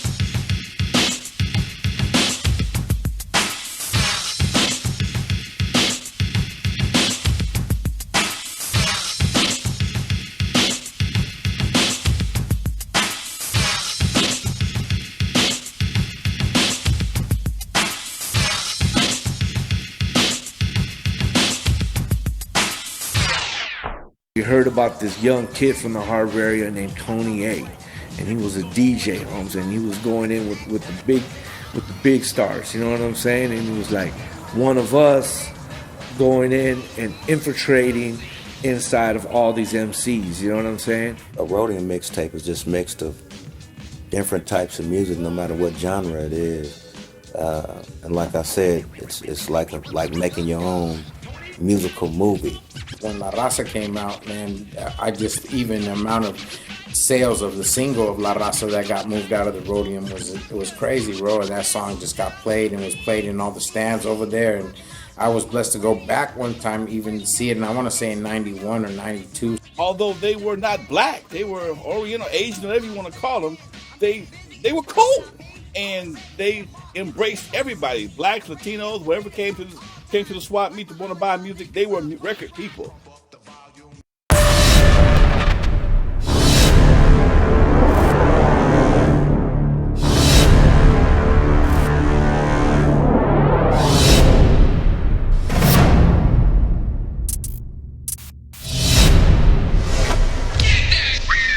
Yo, this is how I see it. Tony A chilling at the Roadium with my homeboy Steve. Be on the lookout for our new 12-inch. The shit is dope.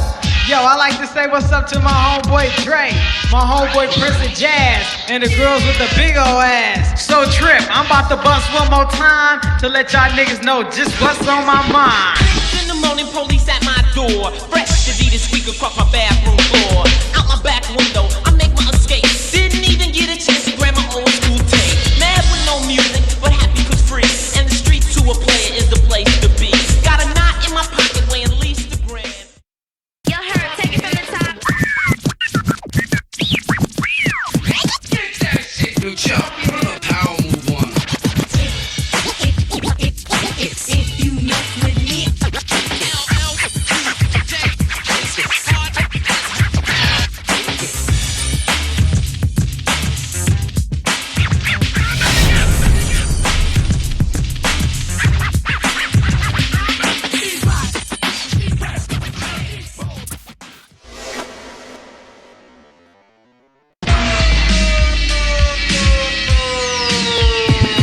Ice Cube getting dumb at the Roadium with the funky drum, and you know my man Steve can get some.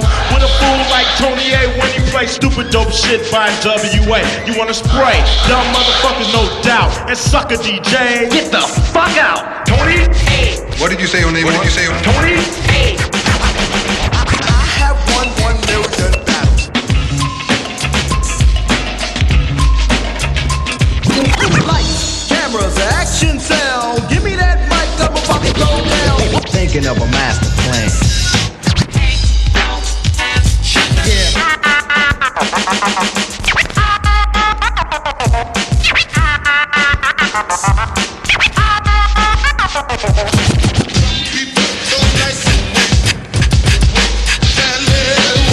This story's funny.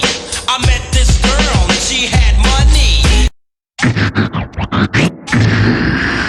Kick it, Dre. Just do 1 2 1 2. Right about now, Easy E and Dr. Dre's in the motherfucking house. Times are getting crazy, it's really hard to choose it. The Roadium's a spot to get funky, fresh music. Easy motherfucking E and my homeboy Dr. Dre. MC Ren is in effect, and you know we don't play. The Roadium is hitting, but you know you can't leave until you get a deaf ass tape from Steve. Oh Steve, oh Steve, oh Steve, just give me just one more tape. Oh Steve, oh Steve, oh Steve, just give me just one more tape. Oh Steve, oh Steve, oh Steve, just give me just one more tape. Oh Steve, oh Steve, oh Steve, just give me just one more tape. Yeah, man, I came all the way down to the Roadium swap meet, man, to pick up one of the NWA tapes, man. And I talked to homeboy Steve down there, man, and he said I'm fresh out of tapes, man. How the fuck you fresh out of tapes, man? He said cause they selling like hotcakes and shit, man. Got my man going down. Hey mom, what's for dinner? Yo, what up, everybody? Welcome back to Roadium Radio, episode 37. And I'm sitting here with the Super Baller. You know who that is, okay? I ain't got to say his name twice. But once again, leave your comments, your voicemails, your complaints, how much you don't like me. You can actually leave all that at roadiumradio@gmail.com, or right there, you can actually hit the link under the video, if I'm correct, and you can actually leave a voicemail now. That is actually something new that my boy John motherfucking Elkins just installed in there. So you want to cuss us out, tell us what a great job we're doing, leave a voicemail, okay? But without further ado, please allow me to introduce Lil Blacky. Lil Blacky's in the motherfucking building. How you doing, brother? Yeah, what up, Tone? I'm good, man. Yeah, Thank you. Thank you for having me. Most definitely, brother. You know what? I'm going to ask you now, how's your weekend going? It's going good. It's just been, I chilled with the family. Yeah, family man? Yeah. Yeah, the Super Baller is a family man. That's dope. Yeah. That's dope, man. I like that. You know what? Family is important. Family should always be put first. Yes, you know. yes. There's a meme that I read. Well, I don't even know if it's a meme. Probably just a good quote. Impress your family, fuck the streets. You know, because there's a lot of dudes trying to do the opposite. Yeah. You know what I'm saying? Family should always come first. I like to say God, family, and then this music thing, whatever. You know. Now let me ask you this: you seen any good movies lately? The last movie we went to go see was Bad Boys. Okay, I thought you were going to say Mulan. No. How was Bad Boys? It was a good movie. Yeah? Yeah. You recommend it? Yeah. You know what? Okay. My wife. I like it. Like if a movie makes my wife laugh, cry, and so it's a good movie. And all that. Yeah. That's dope, man. You know, the thing with me, I never even seen Bad Boy 1. Oh, okay. You know, I really am not big on movies. When I was a kid, I used to be. Yeah. But not really anymore. I like to buy actual DVDs. I'm an old school head. You know, I still want to put them in. I got Netflix. I got the Fire Stick. I got all that shit. But every once in a while, I want to dig and look at my collection and put in Fright Night or fucking Jaws or Indiana Jones or some shit like that. Yeah. You know. But anyways, let's jump right into it. Where exactly were you raised at? I was raised in Riverside. Riverside. Yeah. Always raised in Riverside? No, we had lived in Riverside, and then my dad was in and out of prison, so we moved around. Like we lived in Colton and San Bernardino. Okay. But I'm basically in the IE right there. Okay, so mostly right. Yeah, but I went to school my whole life in Riverside though. All right. Now, what elementary school did you attend? I didn't ask him that, but I need to ask you. No, yeah. I went to High Grove Elementary. Mm-hmm. I'm in Riverside. Okay. Yeah. See, that's why I need to bring him back, because I need to ask him a little bit more detailed questions. Yeah. But my bad. What junior high school did you attend? I went to University. Okay. And high school? I went to North High School. North High School. Yeah. Guarantee there's a lot of people right now. Oh yeah, I went there and I went there and I went there. Yeah. You play any sports? No. Just when I was little, I played Little League baseball for a couple years. Any good? That was it. I was cool. Yeah. I was cool. Yeah. Like right now, I've been managing my son's baseball team for the last 5 years. So. Dope. That's really good that you get involved in your son right now, because one thing, you know, let me say something to all the fathers, and I'm sure many of them are doing a great job, but all the time that you invest in your children are not in vain. They're going to remember that. Right, yeah. And the reason why I'm real big on family, because I invested a lot of time in my oldest son, okay? And I have 4 kids, and I wish I could have invested more time with my other ones. But I tried, and I still am trying, even though they're a little bit older. Yeah. But I still like to have breakfast with my daughters, and I still like to work out with my son, and still invest a lot of time. Yeah. It's very, very important, because coming from a Mexican family of 10 kids, I don't remember, and my mother and my father are no longer here, but I don't remember ever spending at least one day of quality time with my mother or with my father or with them together. Mm-hmm. It was nearly impossible. Yeah. So I set out that, like, you know what, I'm going to invest as much time as I can, you know, with my kids. Yeah. So I applaud what you're doing, you know. Thank you. Being a part of your children's life. So other than that, what type of music were you raised? Because I know you said your dad was in and out of prison. Yeah. So what type of music was played around your home? My dad listened to a lot of oldies and rap. I remember listening to a lot of oldies, and the first rap I heard was like Boys in the Hood. Boys in the Hood. NWA, Eazy-E, yeah. Wow. Yeah. You know, one thing that a lot of people have to remember that when Boys in the Hood, if you will, NWA came out, there really wasn't a lot of cursing out there in rap. So when these guys came out and they were just saying, fuck the police, you know, it was like, what the hell? That's when we started seeing that sticker, you know, on that album, that you couldn't buy it, you know, unless you were, if you will, with a parent or 18 and over or whatnot. A lot of people like to talk, you know, NWA Boys, you know, was okay. But you have to remember that for us, it was something so different because we had never heard anything like that before. Yeah. I mean, here you had, if you will, some street shit, some drunk shit. You know, they're drinking the song 8 Ball, gangsta shit. You know, you had cutting and scratching. Yeah. The beats were just fucking insane. It changed the way we fucking saw shit. Yeah. You know what I'm saying? Yeah. I mean, Yeah. so I could understand how a lot of those songs were a big influence, if you will. Right. You know, and how a lot of that music shaped our music today, especially here on the West Coast. Yeah. You know, so now, growing up, did you play any instruments at all? Any piano classes? Nah, none. Nothing? Nah, none. Nah. When I was about 14, I think 15, I had my dad bought me a DJ set. Oh. Yeah, for my birthday one year.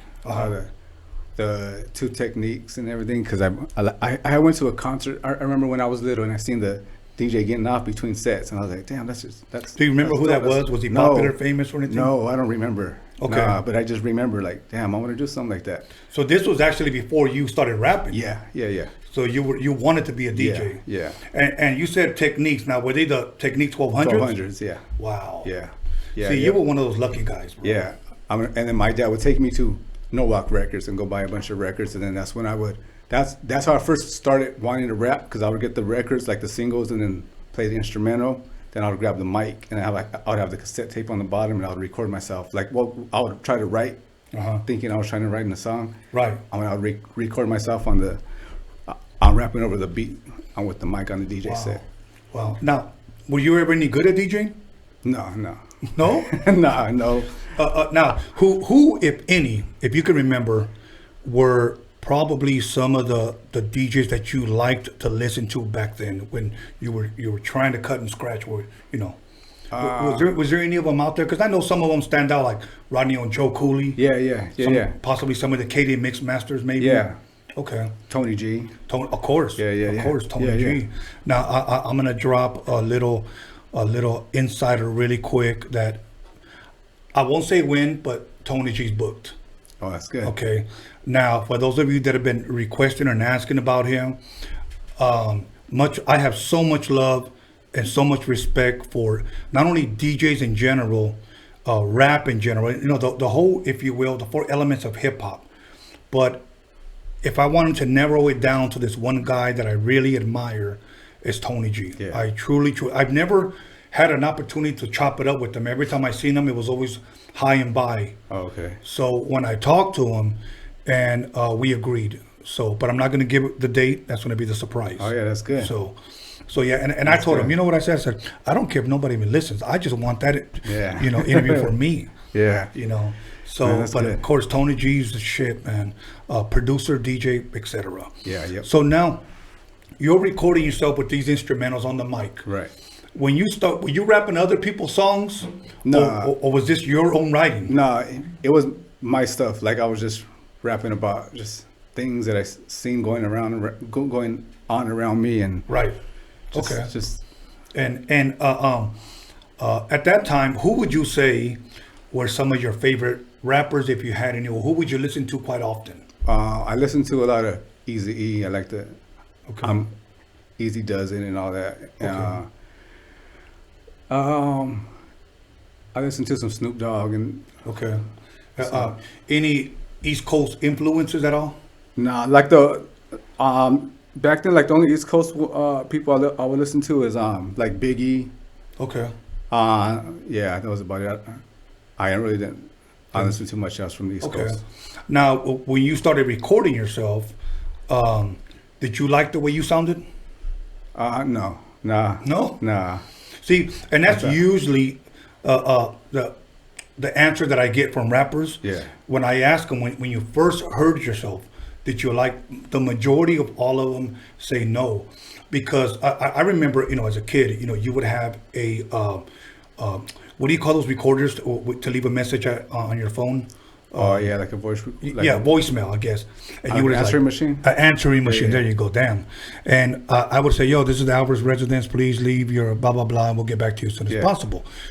When I would go back and hear it, I would tell somebody, hey, you go ahead and leave it, because I hated the way I sound. I thought I sounded like a fucking goofball. So, anyways, other than that, so those were actually your first demos then, of you recording yourself rapping? Yeah. Did you let anybody listen to them? Just my family, my dad and stuff. And my dad actually had me perform in my garage, like in front of my family. Really? Yeah. Of just some song that I. Wow. See, that's a little bit different, because it's actually a good thing, because for me, the majority of all the hip hop records that I would bump were all cussing. So I literally had to to see my nose around so I can blast that shit. And then sometimes I get up in the morning in my drawers and just put the needle on gangster and start dancing and shit. But so now how was that your father telling you, come here, I want you to perform in front of your family? Were you ready for that moment, man? No, man. I was nervous, and I didn't, but it was something that I liked and that I wanted to do. So I was like, how many songs did you perform? I just one. I only had that one song that I did. Do you remember what it was? No. You don't? No, oh, I don't. Man. I still remember the first time High C came over to my house, and he was either 16 or 17 years old. I want to say he was 16. And the first time he rapped for me, I still remember his verse. The name of his song was called I'm Hard. Oh, yeah. Yeah, and I remember when I interviewed him here, I told him, when you came over and you rapped that song I'm Hard, I didn't think that was that hard, man. And he started laughing. He was, you didn't? I go, nah. I was like, because I was like auditioning him to rap on my mixtapes, because we used to have Dre and those guys rap on my mixtapes. So when they got busy, went on tour, I needed somebody to rap on my mixtapes. Oh, okay. So he came and he did I'm Hard, and I didn't think it was that damn hard. But he was another one that said that he didn't like the way he sounded. He goes, but after a while, I just didn't care, So would you say that gave you a little bit more boldness to start performing when you perform in front of your family? A little bit. Yeah. Yeah. Would you ever do that to your kids? If they wanted to do it. Yeah. If you wanted to do it. Good, man. I remember one of my brothers wanted to be a comedian, and my older brother convinced him to perform in front of all of us. And he actually did a good job. He was nervous as hell, but he actually did a good job. He never pursued it, but he did a good job. His name was Mario. Now, about what point did you figure out, this DJ thing isn't for me? I'm gonna pursue rapping, or did you do both of them together? Now I really didn't. So I really never DJ'd. I just had it in my garage, and I would just play, and I would just mess around, just here and there. See, but okay, let me tell you why that bothers me. Okay, as a DJ, because you have Technique 1200s, that's like the holy grail. You just don't. Oh, I just had them there. No, man, those are like Yeah. Those turntables are gold to us. So now, around what age would you say you started taking rap a little bit serious? So when I was 15, my dad started. He became a concert promoter. Really? Yeah. So he started throwing concerts. He had a concert. I think it was like Delinquent Habits, Slow Pain. I think Mac 10 or something like that. Okay. So he was throwing concerts, and then that's how we met Slow Pain. So Slow Pain would come over to the house and just hang out, eat, or we'll go out to eat. And then my dad told him that I try to make music and whatnot. So then that's when Slow Pain, he kind of asked me like, are you serious with it? Like, you really want to do something with it? I was like, yeah. Wow. So then that's how everything started off right there. Okay. And about what year? Do you remember about what year this was? Yeah. I was about to turn 15. Okay. I remember because my 15th birthday, I was in junior high. So my 15th birthday, my dad's one of my dad's friends was the owner of some club, and my birthday ended up being on the weekday, and my parents invited all my friends from school. So they picked everybody up that day, so everybody ditched school that day. And went to this club. He had like a little party for me. He had Slow Pain perform. He got me a stripper. Oh, at 15? Yeah. So Damn, so that's dope. so Much love and respect to your pops. It was crazy. So that's how I remember that. Wow. Yeah. Did you enjoy that stripper? You know, it's funny because my son, when he played football, they had won a championship. Yeah. And the coach took him to Hooters. All the kids were all happy. You know, this is Pop Warner football. This is my son. He's 29 now. And this guy, this rascal, went ahead and got his shirt signed by every girl in there. And, you know, Hooters. And I go, Mijo, how were the girls? Were they good looking? Yeah, they were okay. I remember one time he said, some of them didn't really have Hooters, though. But, yeah, but it's true. But so now, 15, you meet Slow Pain, and how soon did you realize, man, that you were actually getting good at writing these songs? No, well, so that's when when we linked up with Slow Pain, he was the one that started helping me write my whole first album. Yeah, because he was like, all right, so my song has to be broken down by this, and it's bars and hook, and right. So then I would go to his house for like a weekend, and then we would hit the studio. We would go to the G spot with Tony G, and we would work on like one of my songs, and then he was recording his own songs, and then we would go back, and then I would just be out on the road with him, and then he would just show me how to write and how to break down songs, and so that's how everything started right there with that first album. So you would say and that's one thing that us who are older, like myself, I've helped, not necessarily known artists, but youngsters that wanted to learn how to write, because the majority of the time when you play them a beat, you play them an instrumental, they just want to rap all the way through from beginning to end. After a while, they'll be rapping 10 minutes. And you have to teach them, in a sense, how to be an artist. This is 16, this is 8, 16, 8. And when we say 16, 8, obviously we know those are bars. Right. One bar will be 1, 2, 3, 4. That's one bar. Usually a verse is 16 bars. And that's usually how I would teach, these kids, or show them. Yeah. Now, so obviously Slow walked you through this. Right. And he told you want to do an album, or how did that come about? Yeah. So he had asked me what I wanted to do, and then him and my dad talked about it. So my dad started. So my dad put up the money, and he paid for me to make an album. So we went to the G spot. I think the first album that I did was I was an EP. I think it was like 6 songs. I had got 4 beats from Tony G, and then 2 beats from Fred Rec. Okay. 4 beats from Tony and 2 beats from Fred Rec. Yeah. And you were, what, 15 still? I think I was 16 at that time. You were like the youngster of the whole crew right there. Yeah. Wow, that's awesome. And let me tell you something. Not only is Tony G, a great DJ, a great producer, but so is also Fred Rec.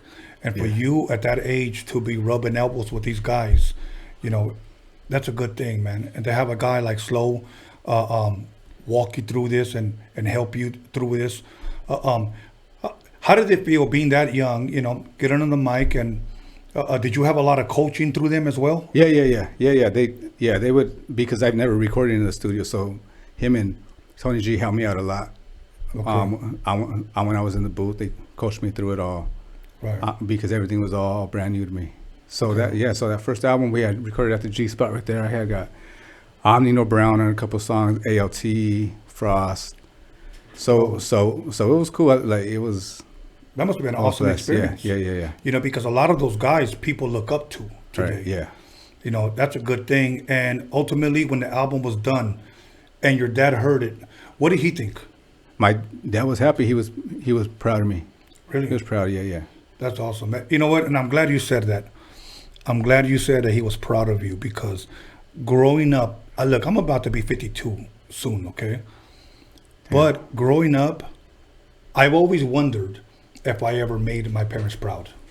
I'm being honest with you. Yeah. As a grown man, there's times that I sit in bed and I think about those things because my parents are no longer here. There's times when I go to get up and I go get breakfast and I'm by myself and I think about, I'm going to call my dad and I realize he's no longer here. So I'm glad that you said that, you know, that he was proud because I think that's awesome. I believe that kids should make their parents proud of them or whatnot. And if we don't, a lot of times we have to live with that. So believe me, I try to kick a little bit of this to a lot of youngsters to honor your father and your mother. Yeah, you know? So now, how many children do you have? I have three. Three. Did any of them try to rap, act, or anything? No. Soon to be actor, maybe. Yeah. Hopefully, my oldest son, he's into just sports, working out. Oh, gym, working out. Cut That's out. a good thing. Eats really healthy. Good, good. And then you have another one that plays And baseball? my youngest son plays baseball. He has a YouTube channel. He's always on Fortnite. He's like really out there. He wants to. Are you a video game guy? I used to be, but not anymore. I haven't played in a while. Okay. Yeah. What was your game back then? I like I'm from like Mortal Kombat, Contra, Double Dragon, all that way back in the days, and then Madden after, and I love Madden. Yeah. I still love Madden. Xbox or PlayStation guy? PlayStation. PlayStation, right here. Now, back to Tony G, Fred Rec. You guys record that record. Do you remember what year that record came out? Yeah, my first album came out in 1998. 1998. Yeah. So since the 90s, that's awesome. Around that time, I was actually also recording with Frost, Slow Pain, Nino Brown, AOT, Lawless. I don't know if you ever got a chance to meet them. So I recorded with a lot of those guys. I'm surprised we just never met back then. Yeah. But now that drops. Now, did you guys try to look for a record deal? Because back then we looked for record deals through a major or an independent record label, or did you guys release it yourselves? How did that work? No, so back then we had released it ourselves. We had we went and pressed everything up. Slow Pain hooked us up with a spot, and we just pressed everything up. And my dad, he bought flyers, posters. He bought these little footballs with my name on it and the album and stickers and like all kinds of stuff. He went out and we just hit all the swap meets and passed out everything that we could. That's awesome. So far you're the first guy that's come here and says, my dad this, my dad that. That's awesome, man. And what was your favorite song, would you say, out of that EP? That EP, man. Did you have one, or did you just like all of them? No, I mean, like they were all different. Okay. I like Oh Honey. Okay. The song Oh Honey that I did with Slow Pain. Okay. So the album releases, the EP I should say. Yeah. How does it do? I mean, we did good. So we went to all the swap meets, and then there's a swap meet there was a swap meet in Riverside off of Adams. Uh-huh. And there was this guy that owned the CD shop right there named JR. Well, he was connected with Murray Brumfield from Familia Records. Right. And so like he was impressed that there was an artist out there from Riverside, from the IE, out there trying to do it. So he took the album to Murray, and then he had talked to me one time. He's like, "Hey, do you want to sell the album?" I was like, "Nah, why?" He's like, "Because I think I'm hooked up with this guy, and he has that." During that time, he already had I think he had Little Rob already and Shadow and everybody on their Familia Records right there. Okay. So I was like, well, I will see what's up. So then I guess he chopped it up with him, and then he came back and he said, "Hey, so Murray wants to buy this album, but he wants to add some more songs on it." Okay. So because it was just an EP, he wanted more. Yeah. So then I told my dad, and then during that time, we had got hooked up with Lighter Shade of Brown. Dope. So my dad was he was with ODM a lot. Okay. So then that's when we had hooked up with ODM, and we recorded the last half of the album with ODM. ODM made the rest of the beats and rapped on a couple songs. And then we had got Wicked Minds Wreck and Motto on there so that we could complete that album. That's dope, man. You know what? Your dad did a lot for you, looked out for you. Yeah, yeah. You know, you were a youngster as well, and he was doing what a dad should do. Right. You know, but you also worked with a lot of heavyweights back then, being a youngster. Yeah. You know, but that's awesome. So now, you sell the record, obviously. Yes. And did you start performing soon after? Yeah. So Slow Pain started taking me to shows with him. So we hit like Arizona, and then he took me to the show in Texas. That was the first one, and then he would let me go on stage and do a song. So that's how everything started as far as performing. Okay, your first show, they give you a mic, getting ready to go out there. Oh yeah, I was nervous as hell. I always like to ask that because yeah. Everybody gets nervous. You know. I will say this for myself. I got rid of the nerves when I was in junior high school. Today they call it middle school, because I was DJing in front of a lot of kids for noon dances. Yeah. So I got used to being in front of a crowd. But I tell you what, when I first picked up that needle, I was like, and breathing heavy. I mean, I remember even my foot started.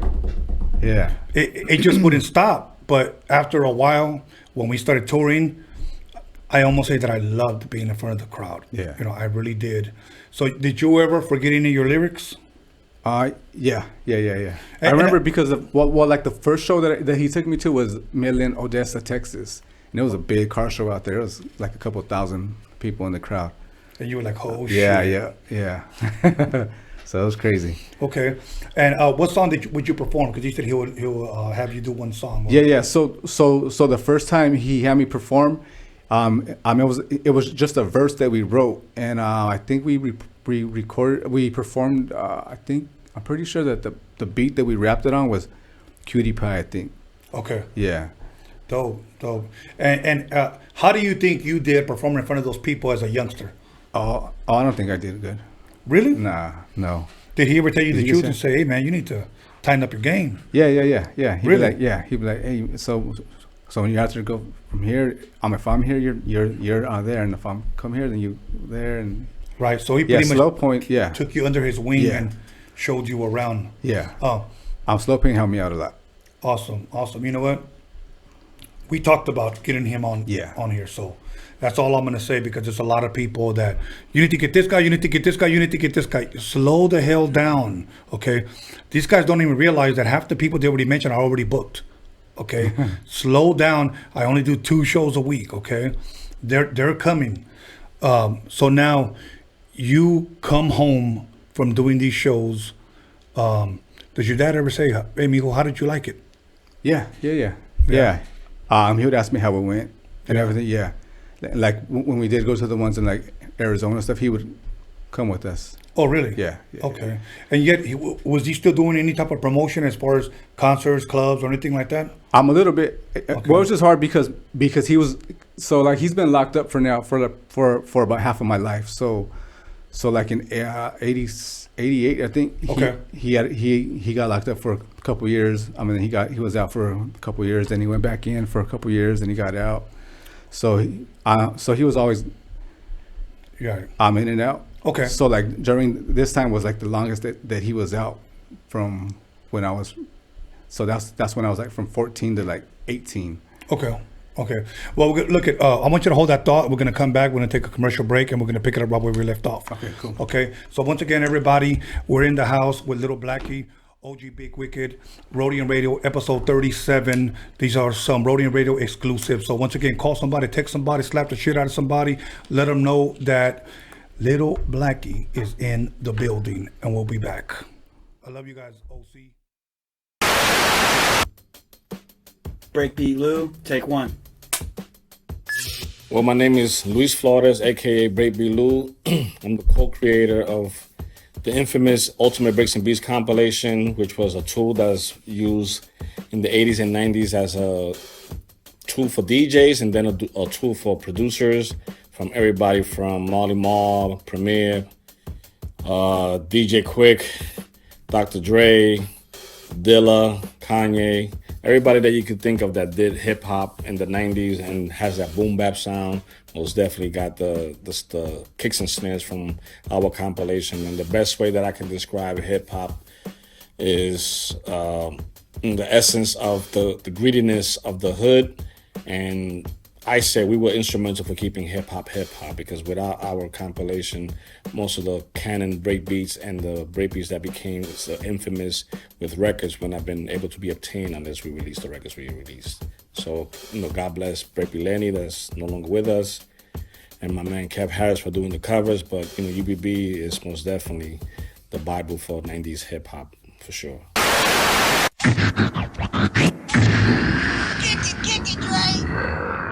Just do 1 2 1 2. Right about now, Eazy-E and Dr. Dre's in the motherfucking house. Times are getting crazy, it's really hard to choose it. The Roadium's a spot to get funky, fresh music. Easy motherfucking E and my homeboy Dr. Dre. MC Ren is in effect, and we don't play.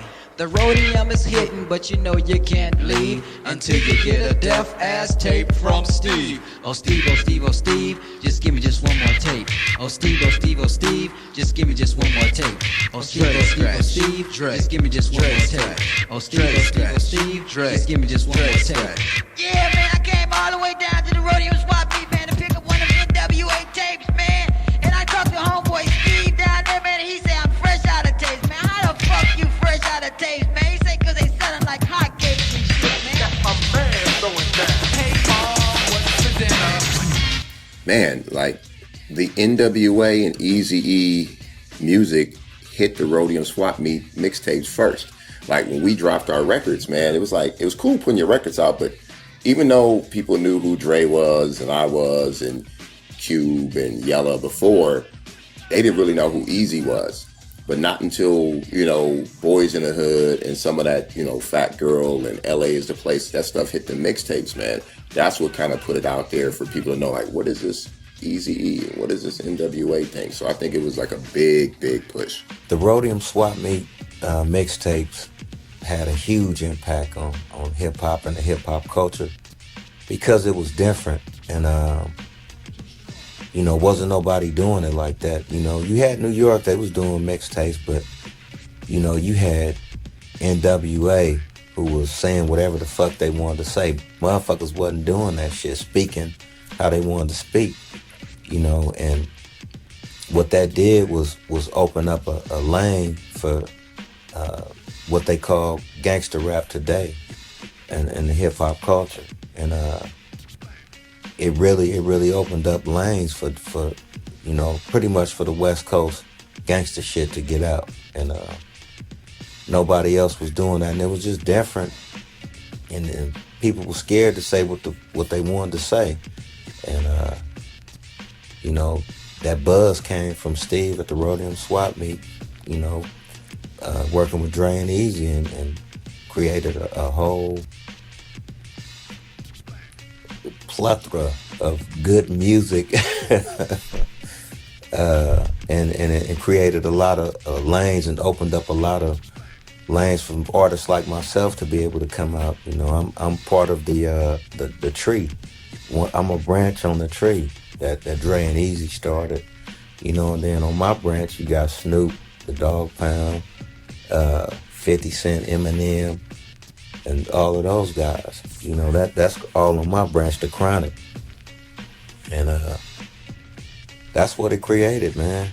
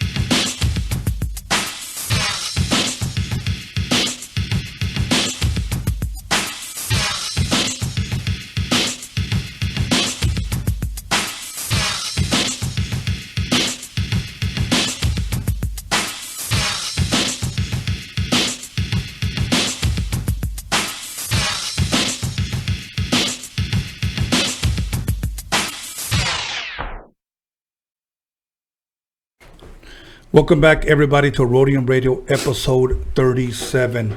And you know what? I want to acknowledge that a lot of those comments that I'm reading during the break are fucking hilarious.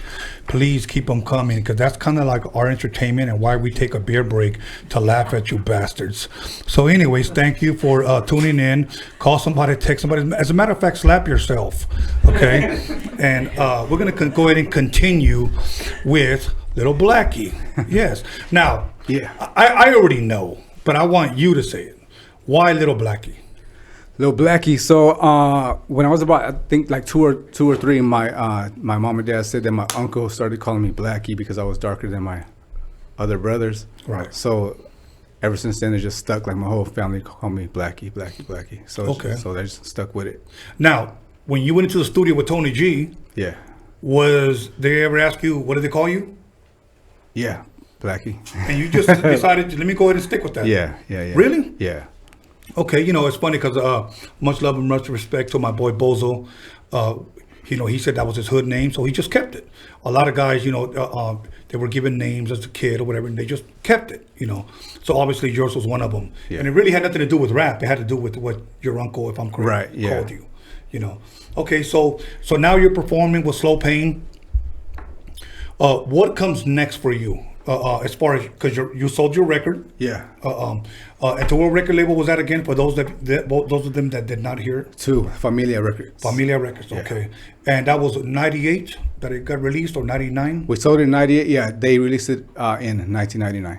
Okay, 1999. Yeah. And you recorded some new songs, obviously, with ODM. Right. Okay, so that comes out. How does that do? From what I heard, it did good. Okay. I did good. I did shows here and there. I'm running the IE, the LA. Okay. And was doing, so did you ended up performing those songs as well too? Yeah. Okay. That's when I started performing the songs from the album. Right. See, the difference today and the difference of back then is that we would do a record and we would ride that damn album. Like we would try to get as much of shows as we can. Today, the difference is, and not that it's a bad thing, because it's a whole different other game. We release a single, visual, single, a visual, single, visual, and that's pretty much what it's kind of turned into. Yeah. Again, not that it's a bad thing, but because back then we didn't have digital platforms. We didn't have, you know, the social medias just yet. Right. You know, so we were on this side of the social media platform, you know, because social media was doing shows, meeting and greeting, going to swap meets, going to the malls, you know, in stores, you know, signing autographs. That was, you know, the if you will, our social media. My social media was every weekend at the swap meet. Yeah. You know, that's what it was. So now, how soon after that did you realize, you know what, I'm going to do another record?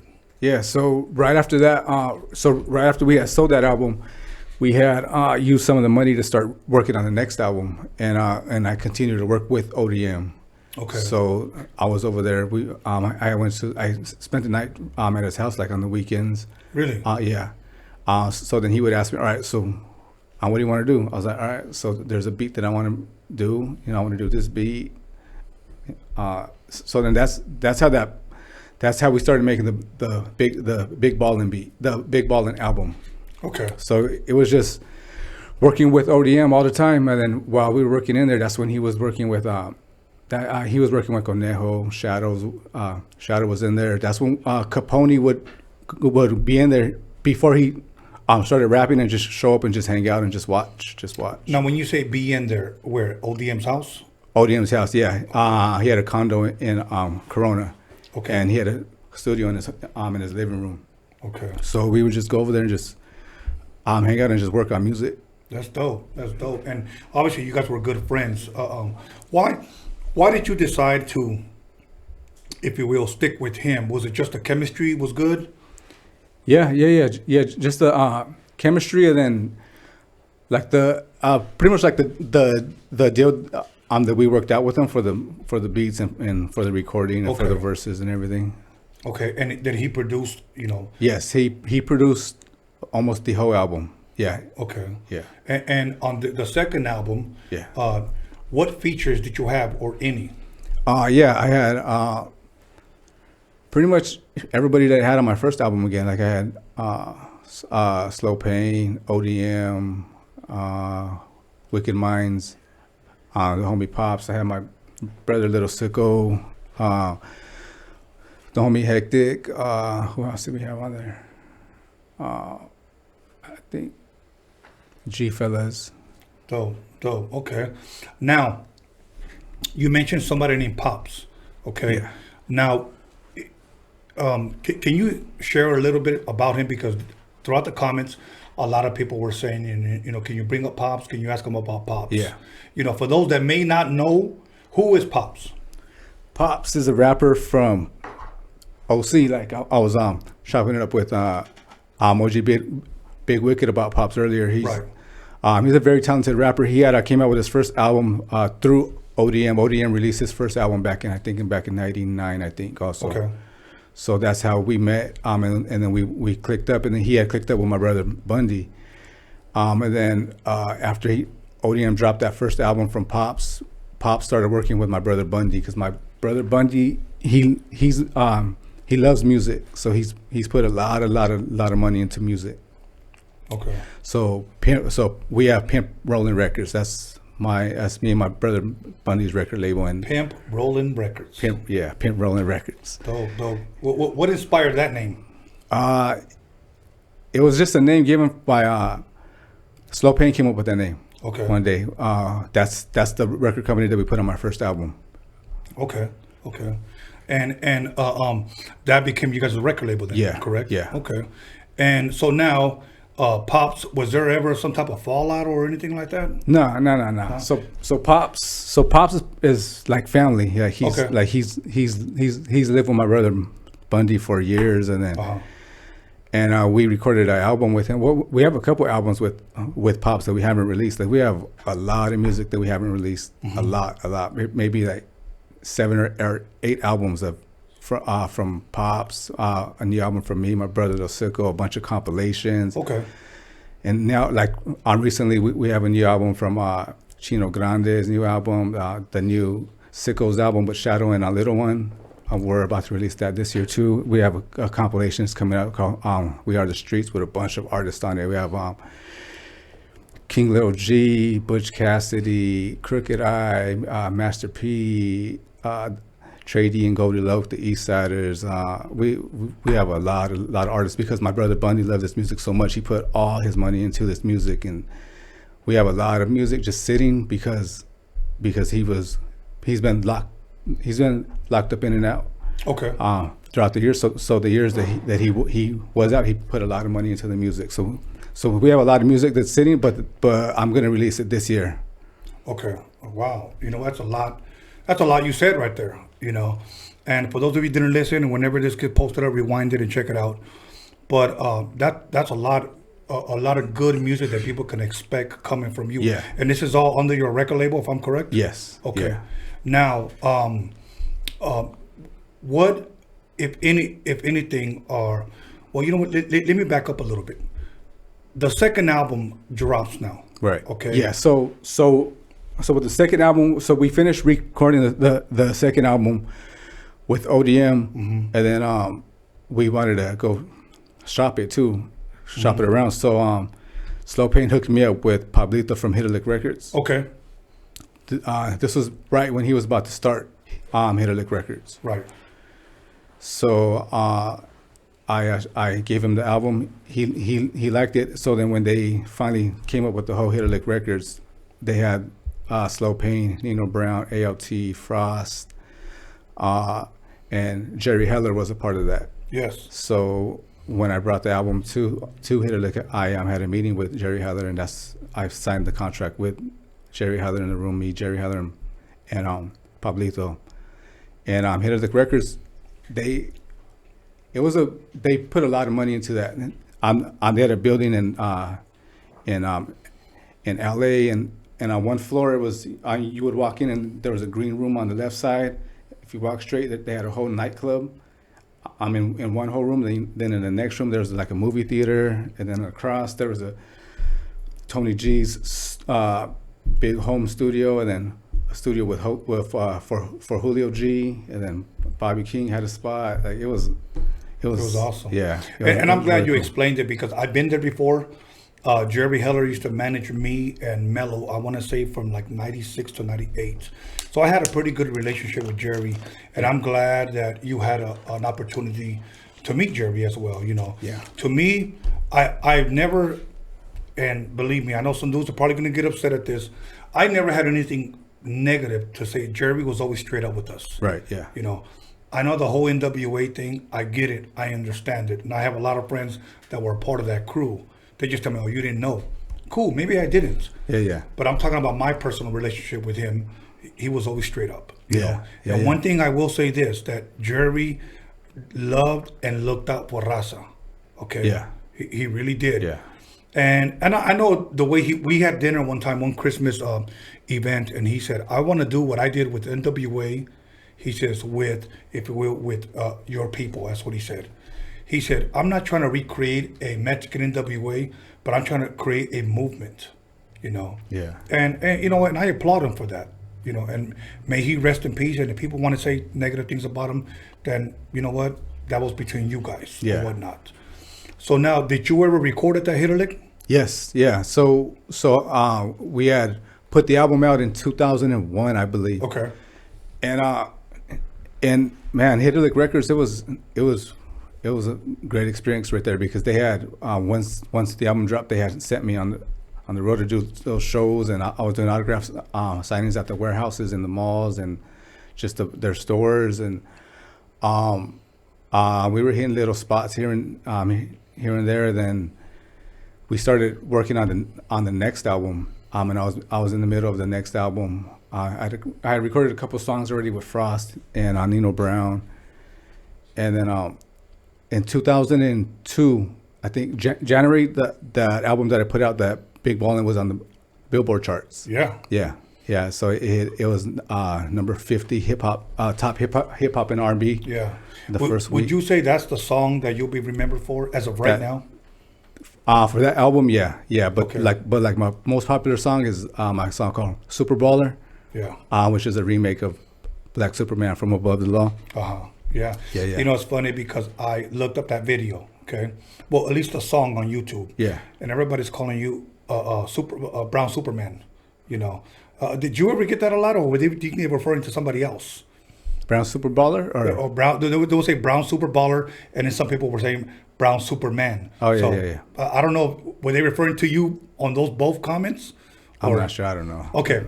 Maybe some people got it twisted and they were referring to, because I know if I'm correct, I believe Brown Boy released a song. Brown Boy, yeah. Yeah, so I guess they must have got Superman, it, yeah, twisted or whatever. But now, when that song dropped, Super Baller, how did that do? It did good. ODM had it on his compilation. I think it was called In These Times. Yeah, so ODM really pushed it out there, and he had a radio. This is when he first started working with on 99.1. He had a show. I think it was like the Thump show, like every Friday night or something. So he would play our songs on there. He would invite me to the studio. We would do interviews on there. And he pushed that song, and he pushed that album, and it was out there. I am getting a lot of feedback and a lot of love for that song. Yeah. I know a lot of people really like that song. I thought it was dope.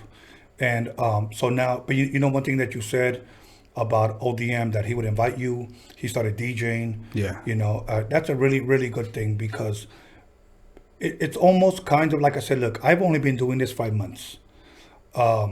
I'm gonna tell you who I ran into. Remember the Baker Boys? Yeah. Okay. Much love and respect to Eric and Nick. I ran into him not too long ago, and Nick comes up to me and he tells me, "Hey, I've been watching your podcast. This is Nick from the Baker Boys." And I'll be honest with you, I was actually kind of shocked. And I said, "For reals?" And he said, "Yeah." And he goes, "You're doing really good. Keep it up." So I walked up to him and I said, "I'll be honest, bro. I don't know what the fuck I'm doing." And here's what he said: "Nobody else does either." And it made me feel a little bit more comfortable, you know, because I never went to school. I never took speech classes. Yeah. What it was is just that, let's just turn it on and let's just see what happens. Yeah. You know, and we've been doing this now 5 months, and so far so good. We started with 238 subscribers. Now we have over 12,000. Yeah. In 5 months, you know, so, and all we set out to do was just to promote this, the documentary. That's all. We thought we'll do it for 2 months and then it'll be, you know, it's a wrap. Yeah. And move on to the next project or whatnot.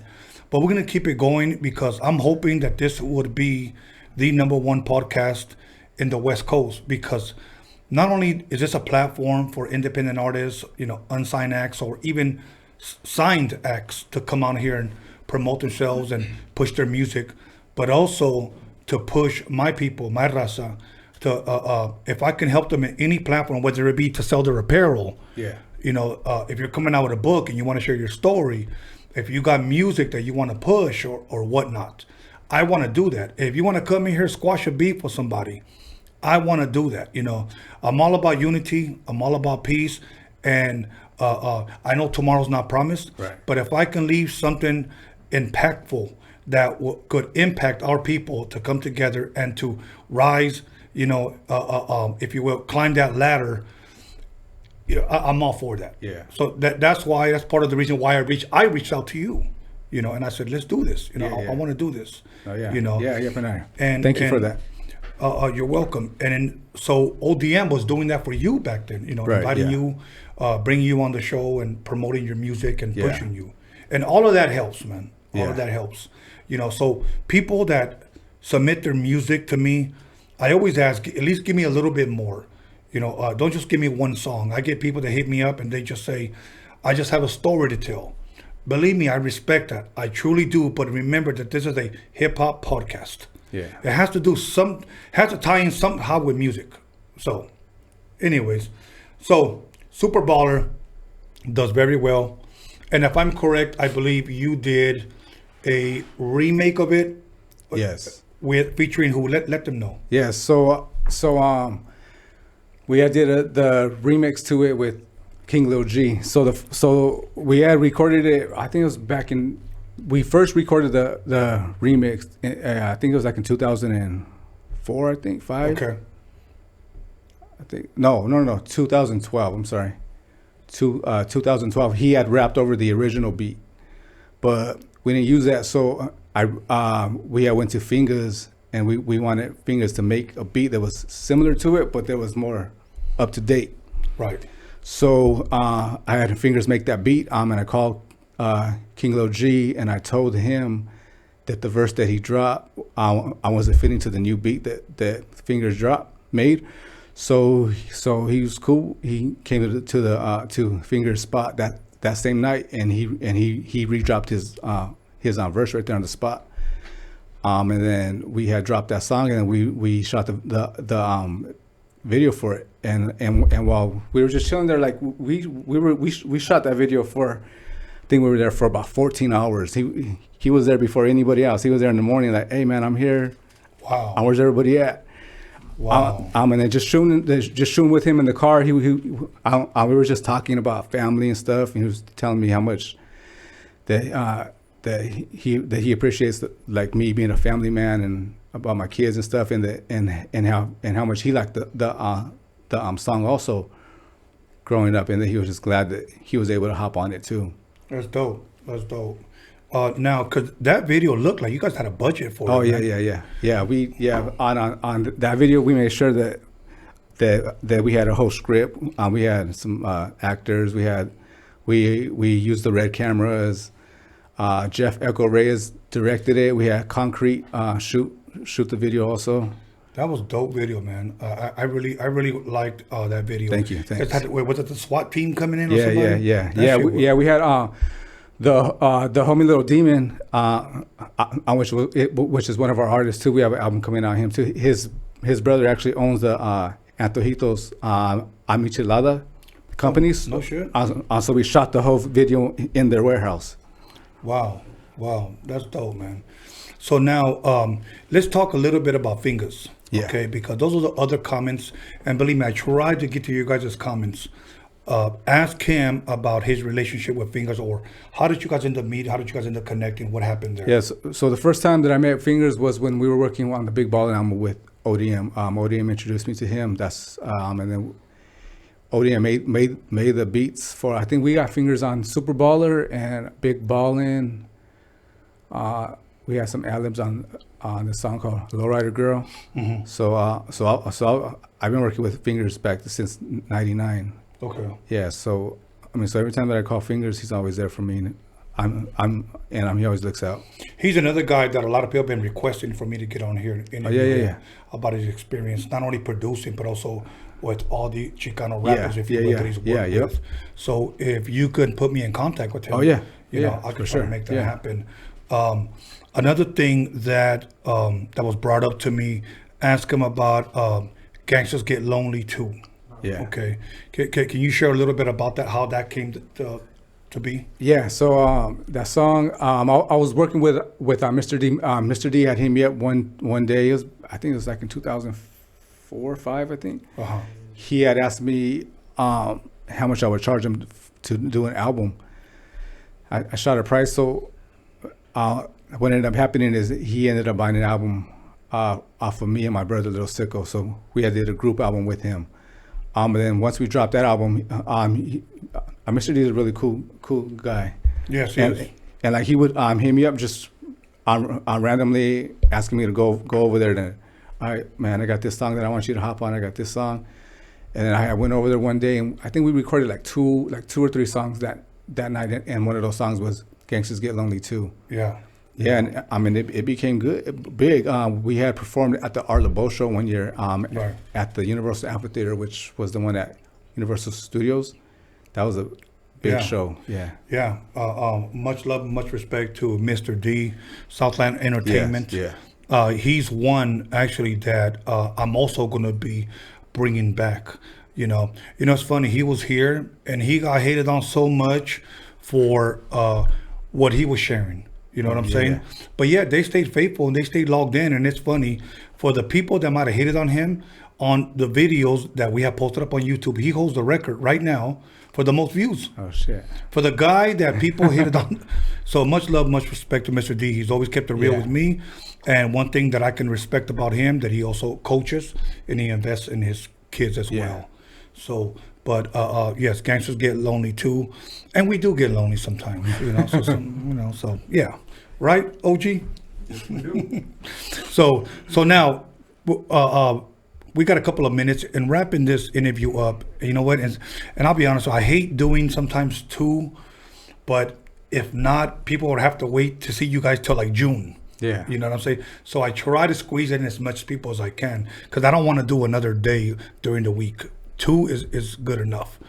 So now, what can people expect from you? I know you shared all the projects you're going to be dropping again. Yeah. Can you reiterate that and share that again? Let people know what to expect from Lil Blacky and your record label and your brother this year. Yeah. So what I got going on right now, we're releasing this album called "We Are the Streets" with me and my brother Bundy. We have a lot of features on there. We have King Lil G, Baby Bash, Criminal, Conejo. On that album, I do have the remix to another Super Baller, but with the original beat. I mean, it's with King Lil G and Conejo, and I got Fingers on a New Hook. Dope. So we got that one. Man, there's a lot of features on that album. My brother Bunny put a lot of money into that album. We shot a lot of videos also that are going to be dropping too. We have a video with Trady from the East Siders, and who else? I think the homie Pops is in that video also. Okay. So, yeah. And then so we're gonna drop that album, and also on that album I have a song with MC Magic. And we've been chopping it up. Me and his manager Big D. We're trying to shoot the video.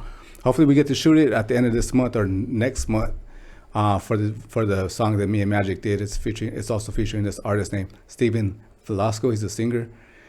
He's really good. And then I got and then I was talking to then I'm working on this on another album with the homie Spooky from MOBG. He's been putting out a lot of music with Marlo Mack and Drummer Boy. Dope. Yes, so I got that album coming out, and on that album I got the song with Mr. Shadow. I was chopping up with Shadow this morning. We're trying to work out a date for the video also for. I like for talking that to album. Shadow. I like talking to Tecolote from San Diego, Night Owl. Little one cracks me up, man. Cracks me up. He's like the Joker. You know what I'm saying? Him. But I'll tell you another guy that a lot of people ask for is Drummer Boy. Yeah. Okay, a lot of people ask for him. So I'll be hitting you up. But big shout out to Big D, Magic Yes. Manager. Yes, yeah. We Big shout out talked to a Big couple D. of months ago, and all I'm going to say is that we're going to have a surprise for the public sometime this month. Okay, because we got a lot of good guests, like a lot of good guests that people are going to be shocked when they see who we have on here. All I do is just ask the people to be a little bit patient with me. You know, my team is small, but we're coming at everybody correct, and we're giving the people what they want, but please in a timely manner. You know what I'm saying? Yeah. You know, but now, anything else other than this from the streets? If I'm correct, that's what you're calling it. We are the streets. We are Yeah, the streets. yeah, Anything else? Is there going to be a solo project at all of yours? Yeah, so I got a solo project. I'm trying to, hopefully we put it out by May, maybe June. Okay. I have an album that we're actually putting out ourselves on our own label, and then the one that I'm working with MOBG. Okay. And then we have an album from my brother Lil Sicko. We've been working on that. We have a new Pops album also. We have a Little Demon, a Chino Grande album, an album from homie Cash, King Cash. He's been working a lot with Drummer Boy. Yeah, he's a really dope artist. Dope. Any type of apparel, anything? We got something in the works. Okay. Yeah. Now, where can people expect to purchase this music? Would it be on all platforms as well? Is it going to be at a specific website or? Oh no, it'll be on all digital platforms. Okay. Whenever you drop any of this, please let me know, and we'll promote it here. Okay, we'll do. We'll promote Thank it here. you, thanks. Maybe you can come with your brother or maybe some other artist. Yeah. And we'll chop it up and talk about it and push it, and help you do what you love, man. Yeah, thank you. You know what I'm saying? Yeah. Because I'm going to tell you one of the reasons that encouraged me to start this podcast is because when I was still filming, we were editing this documentary. It took us 1 year to film, 1 year to edit. It's almost a 3-hour documentary. I was literally reaching out to a lot of people that, whether they had a small podcast, a big podcast, or even radio stations. And believe me, I think I got a lot of people were turning me down. Nah, it's okay. But, and a lot of these were not only Chicano websites, Chicano podcasts, and some of these were even Chicano radio stations, if you will. And they were turning me down, man. They were turning me down. And I'm going to say this. And this really hurt me because I'm not out to try to make my people look bad. Yeah. But these were my own people telling me this. When I would play them a clip of my documentary, they said, no, because there's blacks in it. That's what they said. And I said, well, I'm Mexican, I'm Chicano. I mean, isn't that good enough? No, how does that sound to everybody in the outside listening? You know what I'm saying? Yeah. I would never do that. Never do that. So I got turned down. And here's the funny part. When this podcast started taking off, some of those people that turned me down weren't getting any views. They hit me up. Hey, man, when are you going to interview me? Like, they had really the fucking audacity to ask me, And I just said, you know what, bro? I can't help you. I didn't wish no ill will on them, but I just can't help you because they shut the door on me. Yeah. You know what I'm saying? And pues que le vaya bien, pero not here. Anyways, other than that, how can people reach you? I think we've been putting up your Instagram. Johnny, have we been putting up his Instagram? Yeah. Okay, yeah.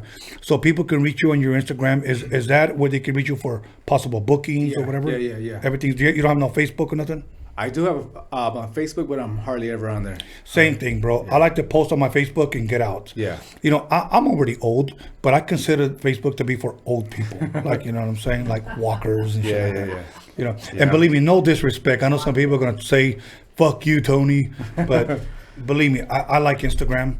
Maybe I'll get into Twitter. My daughter tried to convince me to get into Twitter, but I'm not going to get into Twitter. But other than that, at this time, any shout outs you want to give? Wow, my boy OG Big Wicked grabs a chair and sits right down next to you. No, just shout out to my family, my wife Melissa, my daughter Rissa, my son Ernest and Mason. They're really good kids. My family, Big D, Big D Magic's manager, man. Yes. He's always looking out.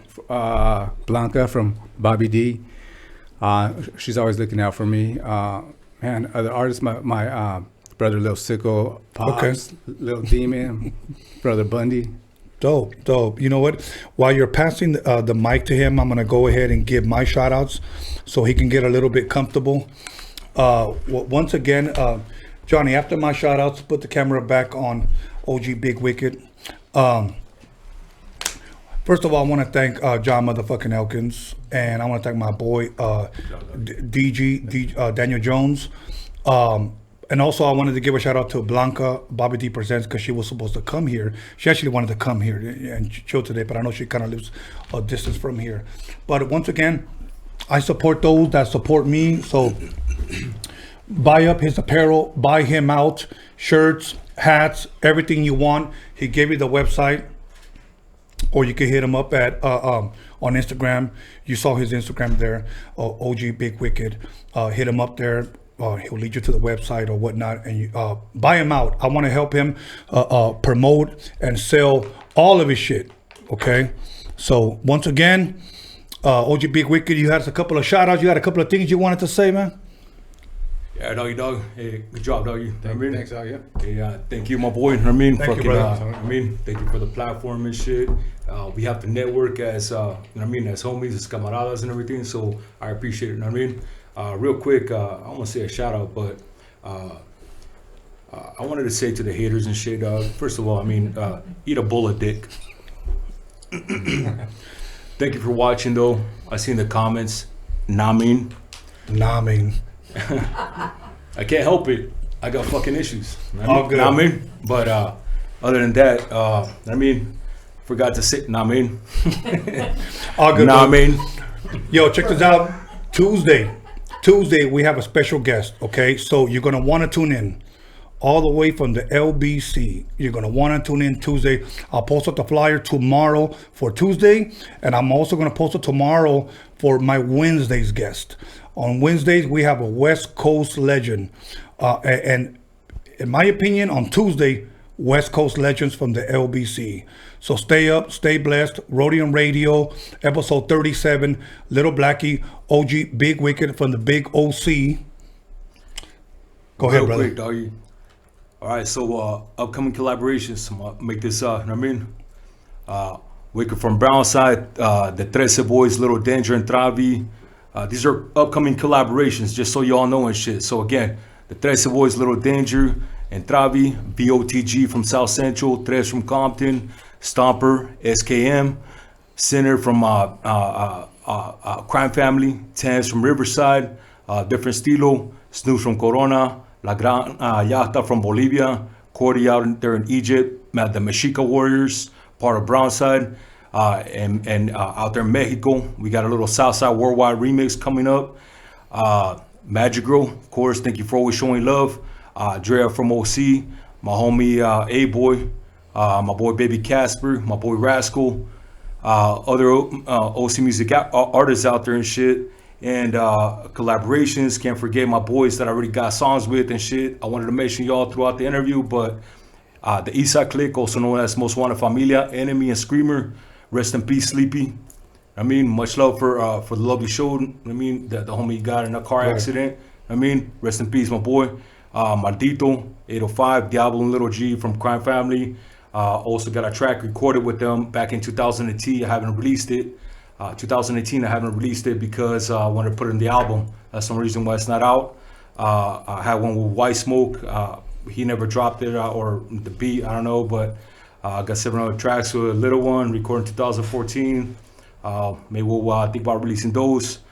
Shout out to my boy Creep, Little Rascal from my hood, also known as A-Face, Mr. D, Southland, Big Hutch, aka Cole 187 Above the Law, Dipping and Riding, we did that track right there, King Nico, Primo, Mula Melody, Man, I hope I didn't forget anybody, man. The visuals fucking, I mean, hey, dog, I mean, I got a whole motherfucking list right here, man. I'm trying to remember y'all, man. I mean, all good. Much love to everybody, you know what I mean?